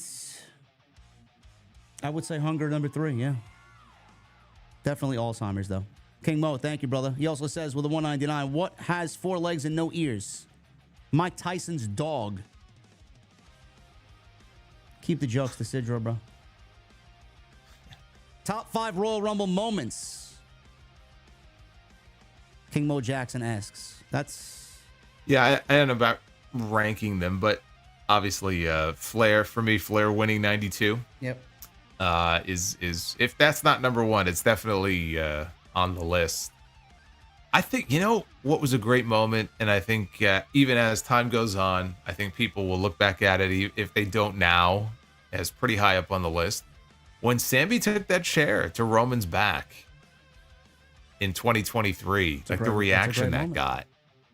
And because it had been built up for so long, like the match with Roman and Owens wasn't anything special, but that whole sequence of events after the match, and we were talking moments, that's got to be maybe not top 5 even, but it's top 10. Yeah, it's pretty high up there on the list. Cena coming back after his torn pec is definitely up there. Adam Copeland coming back after 9 years.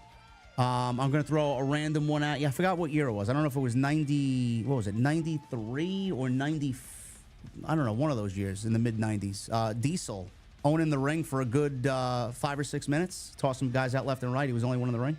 Well, that's because that's why today they call it the Diesel spot. Yeah.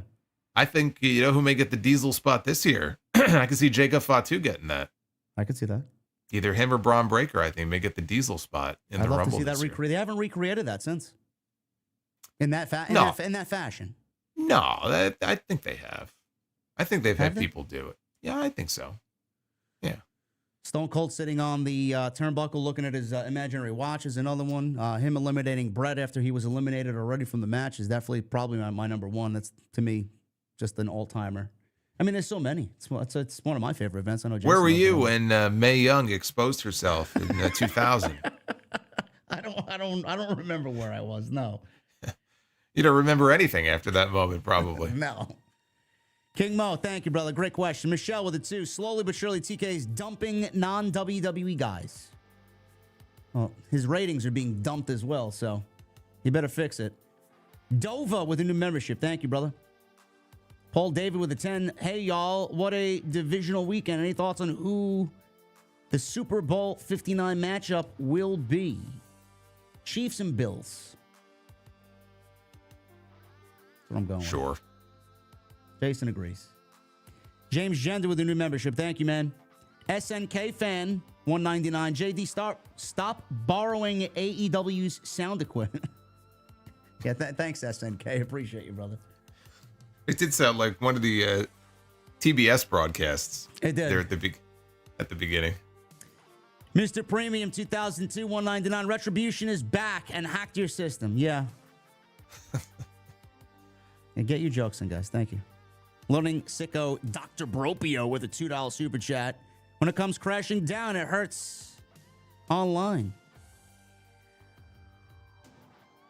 Yes, the stream crashed for about a good 5 minutes. Yes. Thank you. It was because we had to drink Hulk Hogan's beer tonight. The Lord said, no, don't. Don't embark on this journey. He tried to stop us. Yeah. Didn't work. Ricardo with a $4.99. American. It looks like Pabst Blue Ribbon to me. Well, it tasted just as bad. You know what? It does, yeah. It's a little PBR-ish. Yeah. Hey, we did it. You guys wanted to see it. I set the goal. We do it for you guys.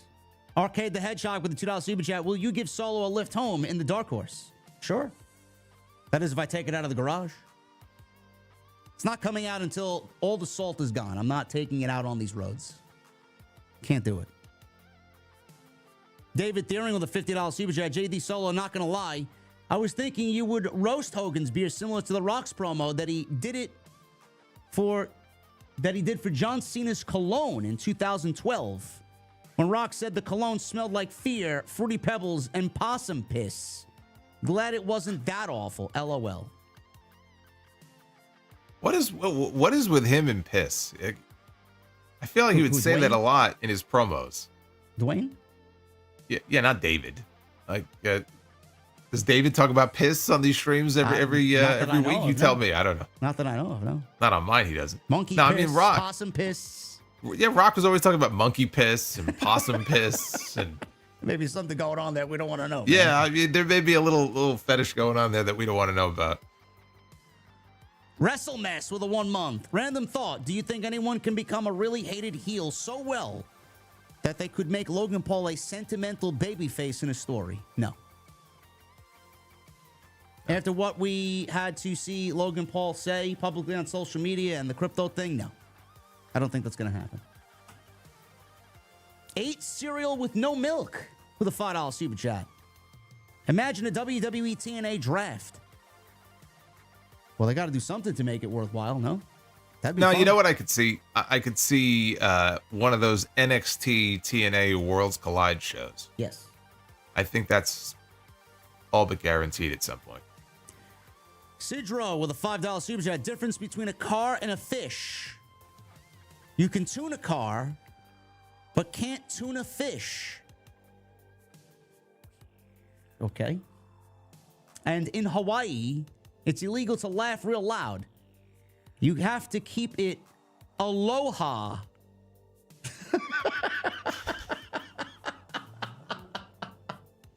Oh, man. See, that one was good, man. That one was a good one.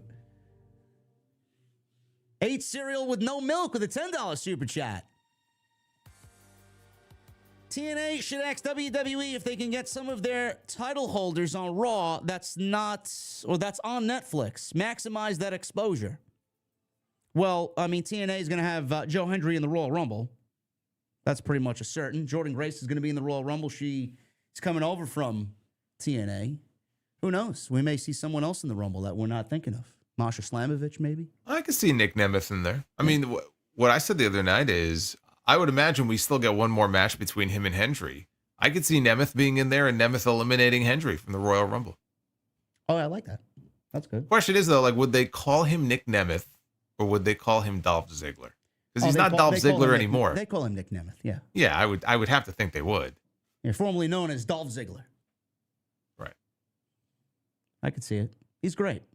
Sidro, $2 super chat. What kind of music do mummies listen to?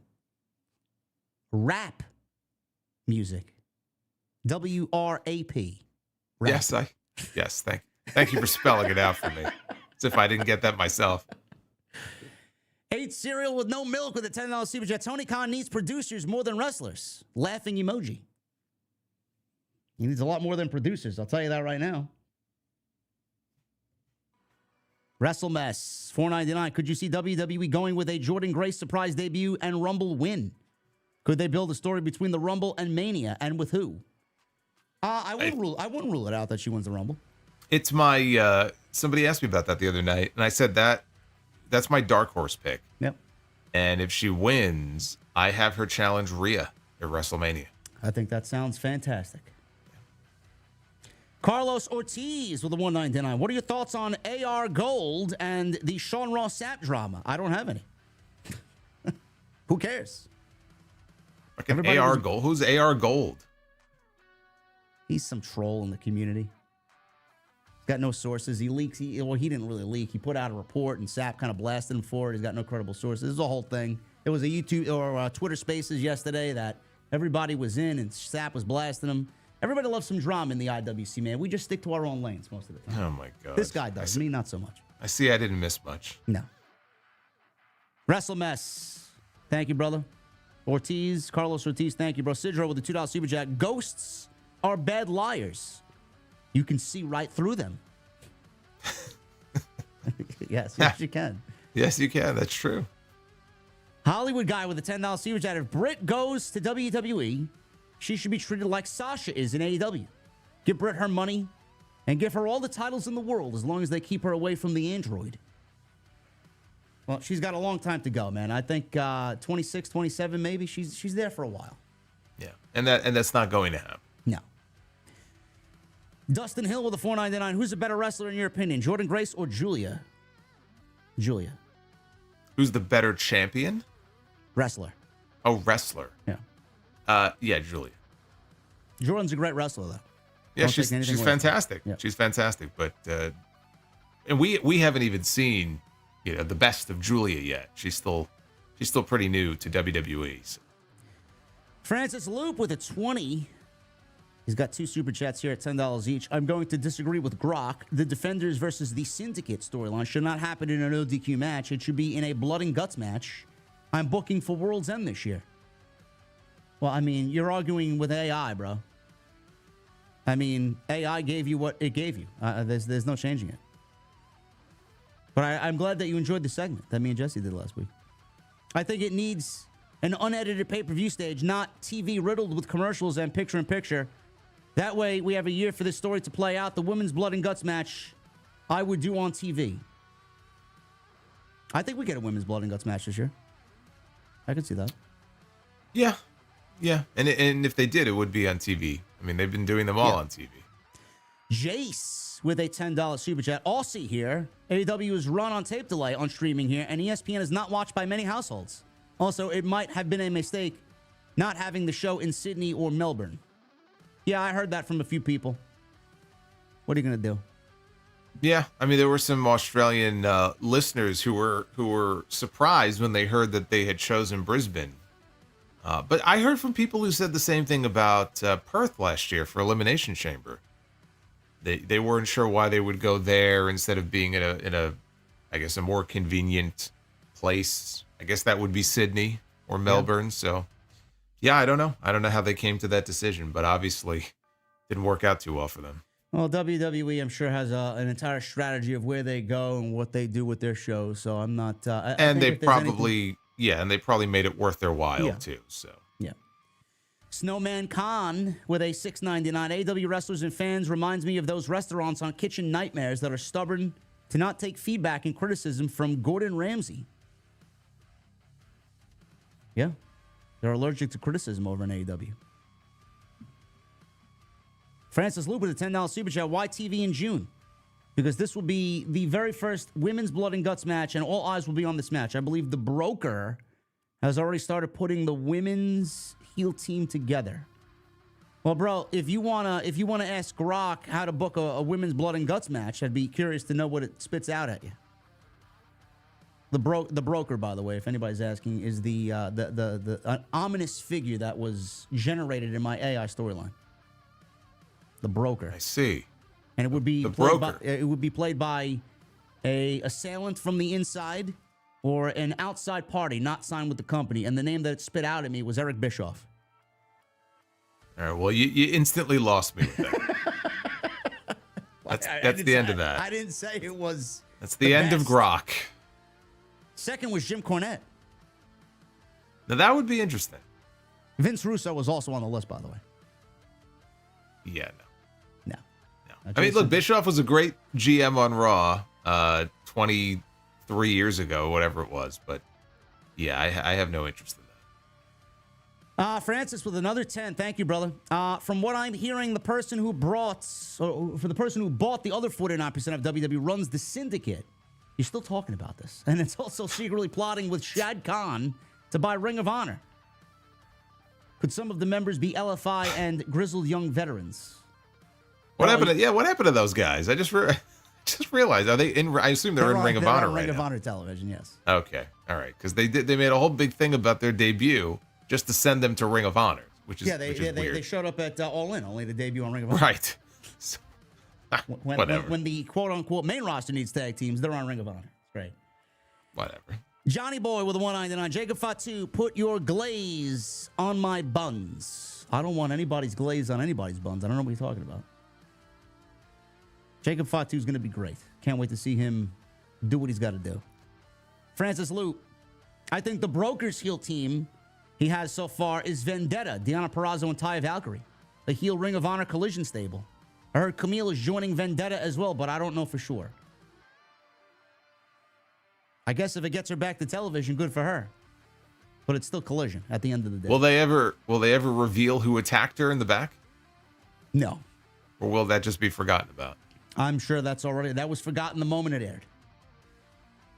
King Mo Jackson with a 199. What is Mike Tyson's favorite movie? Jaws. Sidro, get your boy out of here, bro. Anthony with a $10 super chat. Just saw the opening to NXT. Corey Graves was back, looked very happy, pumped up to see the difference in management.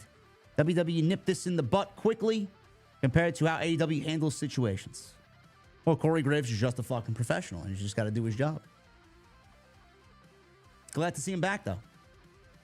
Michelle Moran with a $2 super chat. When do you see Seth Punk feud heat back up? Probably in the Rumble. I'm predicting Seth and Punk are part of the Final Four.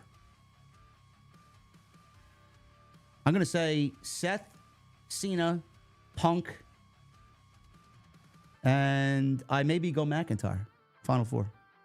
Yeah, I feel like Drew needs to be in there. Yeah. He needs to be in that final. This all depends on if The Rock is going to interject himself into plans on the day of. 31. Yeah. That would be 31. Yeah, he may be the final five.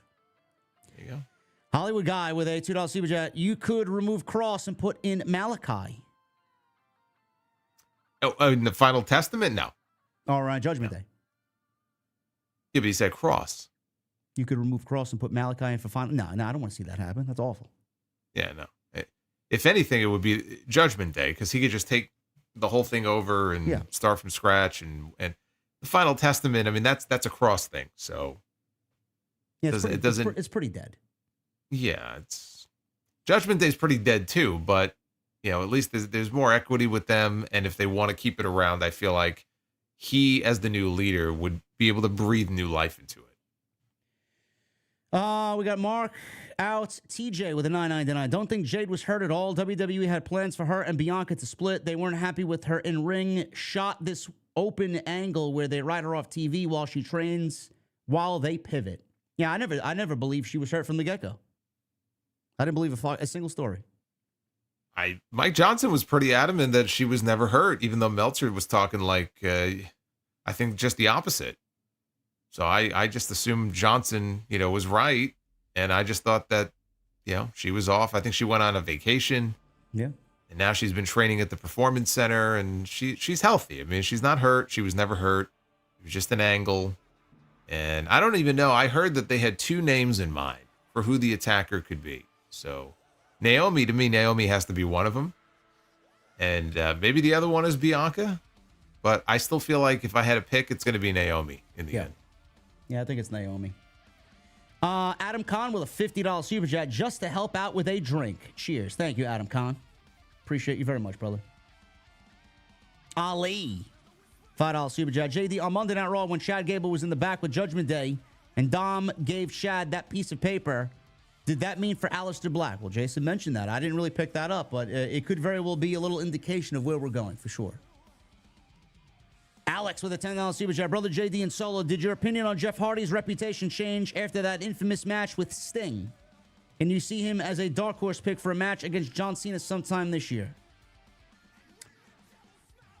My opinion on Jeff Hardy did not change after that. Was I disappointed in Jeff Hardy? Absolutely. I think it hit a little bit too close to home because I've basically lived with that all growing up, so I know how that terrible disease operates, and I've seen people that need help with that all through my life. I felt more bad and sad for him than anything, and I hope that he did change his life around. And it's great to see Jeff now out there doing his thing and somewhat healthy. So I'm happy to see it. Honestly. What do you think, Jason? Match with John Cena and Jeff Hardy this year, maybe? Well, I mean, Jeff just came out recently and said that he really wants to work with Cena. So I could see them putting something together, whether it's a singles match or Cena and the Hardys, on the same side doing something. All options are on the table, man. I mean, with this partnership and with Cena, this being his last year, if Jeff really wanted the match that badly and lobbied for it, I could see Cena, wanting to work with him. But you got to remember, Cena's only contracted for like X number of dates. And it's like 35 and he's already burned one. So if he's limited to a certain number of dates, are they going to use it to have him show up in other places? I'm sure Cena would do it. But it just comes down to, what do they have him for? And do they want to burn those dates on things other than him being on Raw, being on SmackDown, being on the pay-per-views, and going to these different cities? If Jeff wants the match, maybe it'll happen. Maybe Jeff will be in the Royal Rumble. Maybe we'll have an interaction with him and Cena in the Rumble match. Or Cena and Joe Hendry could have that interaction. Joe Hendry called him out on Busted Open Radio the other day. I could see that taking place. Yeah. Eminem with a $10 super chat. They're American made. They're American made. They're American made. They American. Also, could Graves versus McAfee still be at Mania? I am hoping no.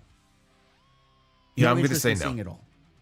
I'm going to say no. Chris with a $5 super chat. A WWPLE back in Oz is a must. Perth was electric. Question for you. What's your favorite movie soundtrack album? The 1985 Transformers animation is mine. It's a good question. I don't really think I have. You know what? I lie. Rockstar the movie. I don't know who was in it. It was, what's his name? Forgot the fucking name of the guy. I think. I mean, there's been a lot of movie soundtracks that I've liked. I don't know if I have. Oh, you know what? There was a movie. There was a movie many years ago called The Guest. You ever see this movie? No. The Guest? No. I think it was called The Guest. And I wasn't expecting to like it as much as I did. I remember that having a pretty bitchin' soundtrack. I don't know if it was the best, but I'll spit that out there. If you've never heard of that, go check that out. Mark Wahlberg starred as Chris Cole, nicknamed Izzy in the movie. Miles Kennedy from Alter Bridge was actually in the movie too. In what movie? Rockstar, 2001. Rockstar. Okay. Yeah. It's got a great soundtrack. It's just a parody band, like a hair metal band that's got actual songs. It was really good. Who else do we got here? Edward, a 41-month membership. Thank you, brother. With this WWE TNA partnership, do you think we see the likes of Bobby Roode, Abyss, Jeremy Borash, and others of TNA back there? Possibly. I don't know what they would do. I mean, Bobby Roode's a producer. Abyss is a producer. Jeremy Borash is basically one of Triple H's right-hand men. He does all those cinematic vignettes. He's got a big hand in that. Maybe. I don't know. We don't know what this partnership's going to lead to.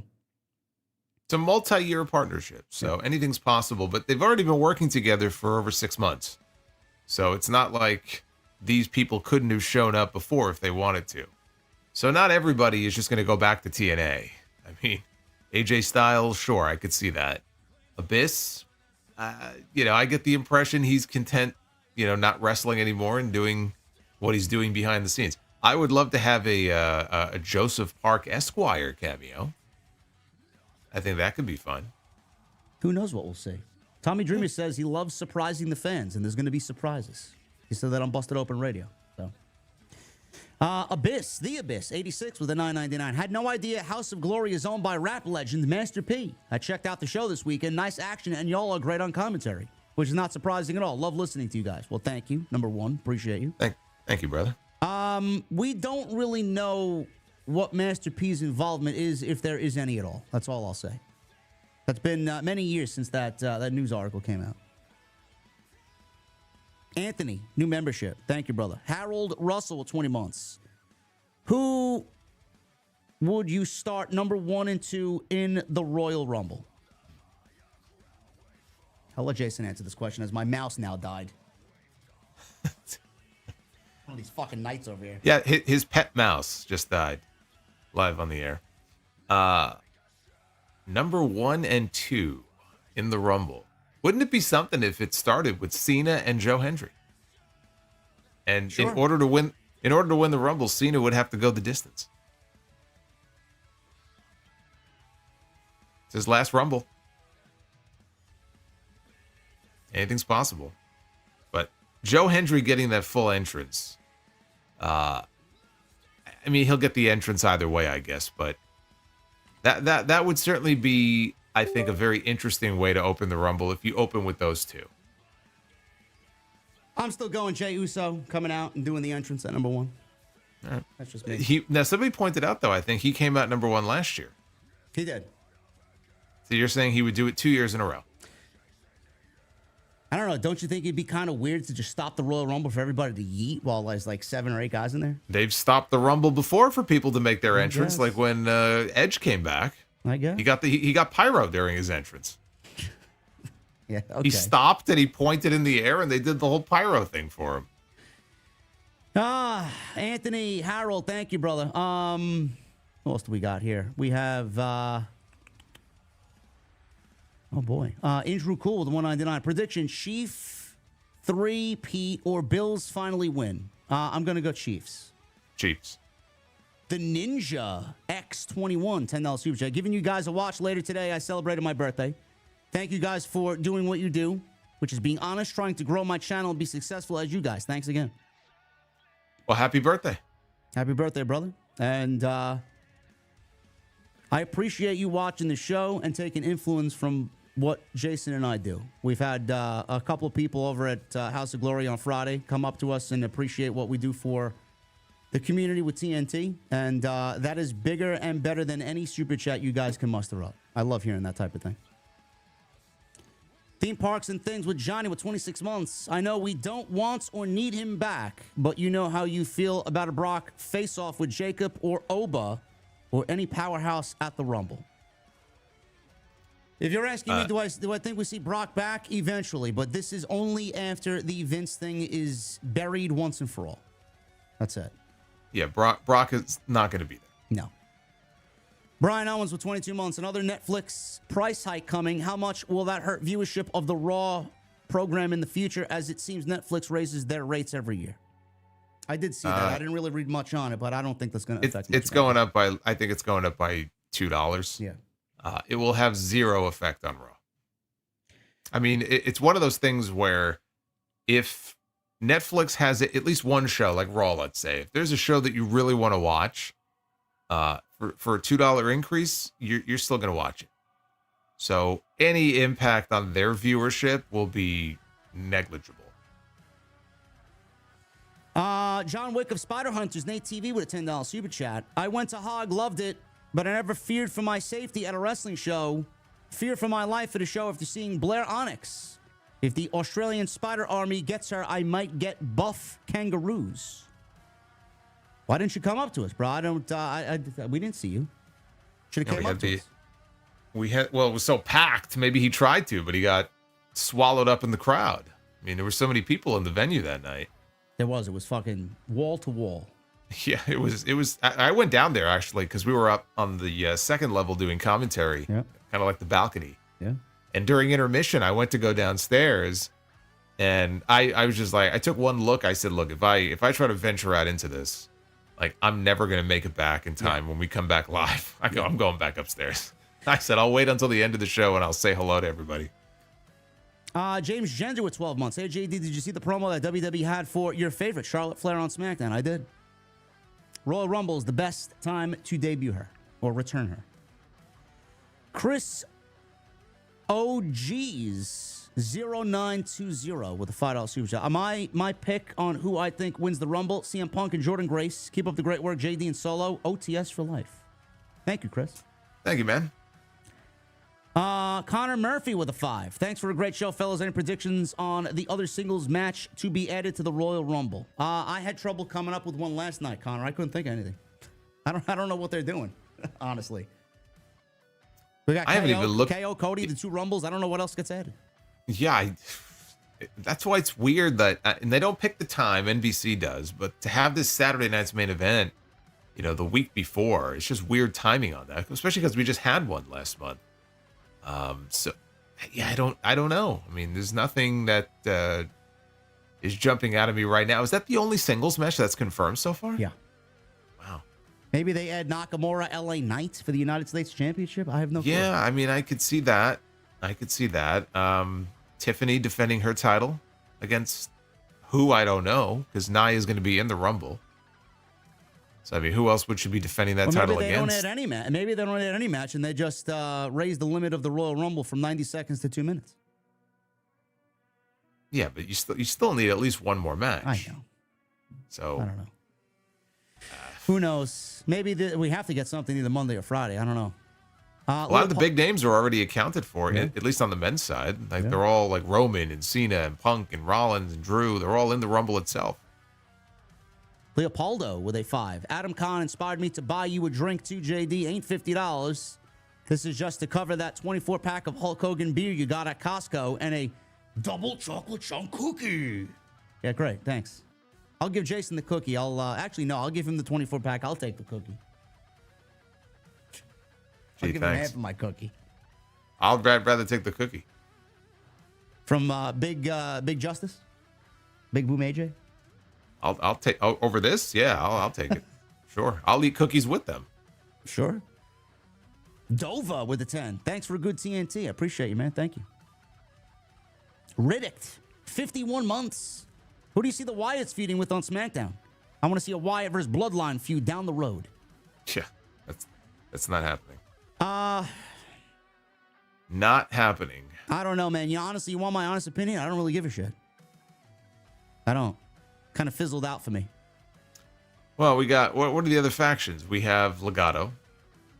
No. And what's the other faction on SmackDown? Legato and who else is there? I don't know. Yeah. The Bloodline. Who else is there? I'm drawing a blank here. Is that the only fact? Those are the only 2 factions right now? The only one I can think of. No. Let me see. If you guys were wrestlers, what would your in-ring names be? We get this asked every so often. I got one already. Solid Monster. There you go. I don't know. I have no idea. I know what my theme music would be. I don't know what my in-ring name would be. Let me guess. Something with Miles Kennedy? No, I would probably... To bring you to the ring now? No, I would probably say... there's 2 songs. Destroy Everything by Hape Reed or Power Shifter by Fear Factory. I think those are 2 hard-hitting songs. Anthony also said with a $10 super chat, would you bring back any part of the older Rumbles like the old Rumble logo or the countdown with no music entrances? I love the old Rumble logo. I'd love to bring that back. Yeah, that Rumble logo was awesome. Yeah. Well, I mean, I don't mind the music. The music's been part of it now for so long. I think you want to have that. It's just part of the show now. Yeah. I looked it up. Yeah, it's the Bloodline and it's Legato. So if they're gonna have them together, kind of like they were on Raw, feuding with other groups, it's slim pickings. So they're gonna have to kind of branch off on their own. And I don't know what you have them doing. It's weird the way they just sort of abruptly cut off the whole thing with the Final Testament. I mean, look, I was watching Raw last night with my VPN.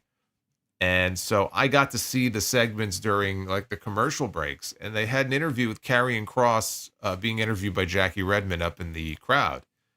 And he brought up the Wyatts and basically was like, over and done with. I beat him. I'm the only guy to beat Uncle Howdy. Yeah. Done. Finished. I'm moving on. Yeah. I'm like, okay, just kind of buried him there, but okay. Just like how we feel about the Wyatt 6. Yeah, we're done, buried, over with. Goodbye. Abyss with a 199. When is the 2024 award show? I'm still trying to figure that out. I had this guy record me something that's going to happen. I just got to find time to do it when I'm not doing an actual review for a show. And then we got one last one here from Nell D. $4.99. Will we see The Rock debut a bottle of the People's Piss? Imagine the heat when he throws it at Mama Rhodes. I don't want Mama Rhodes doused in the People's Piss. No. No, thank you. Isn't that a thing with some baseball players where they pee on their hands? Do they? Yeah. I never heard of that.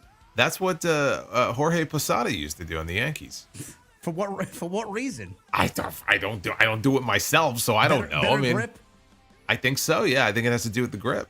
I just wouldn't want to shake their hand. Yes, because the chalk that they spray everywhere is not good enough, huh? I guess not. Anyway, guys, no People's Piss here, but I thank you guys for a great TNT tonight. I got the People's Piss. There it is. Yeah, that's exactly it. Look, from what I'm looking at, it looks like it, honestly. These shows are so long. I mean, I can't help it. What am I supposed to do? I know. BW Roses with a 5. AJD Solo have to say when it comes to Hog, you two need hazardous pay. Both being of you being attacked by talent is not cool. What, blame Charles Mason? He's the one behind it all. He's wrestling Ricky Starks on Saturday night. Can't wait for that one. That's right.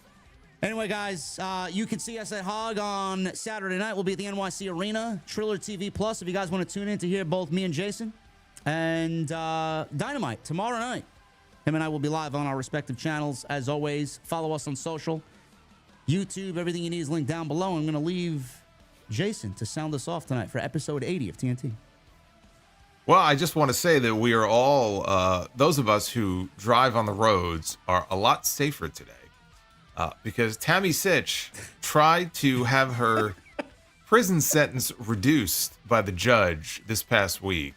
And the judge, because she sent a letter a few weeks ago to the judge talking about how she's in like a GED program and she's getting her culinary degree and all this wonderful stuff she's doing behind bars. And she was begging at the mercy of the court to reduce her sentence so they run concurrently and she can get out of prison a lot sooner. And the judge said, it's great that you're doing all of these things. Request denied. So thankfully, we will all be able to drive on the roads and feel just a little bit safer, knowing that Tammy is still going to be locked away for many more years to come. Yes, I'm glad I don't have to see Tammy Sitch driving on the highway when I'm in the Dark Horse. That I was going to say, imagine you're in the Dark Horse and you look over and there's Tammy Sitch.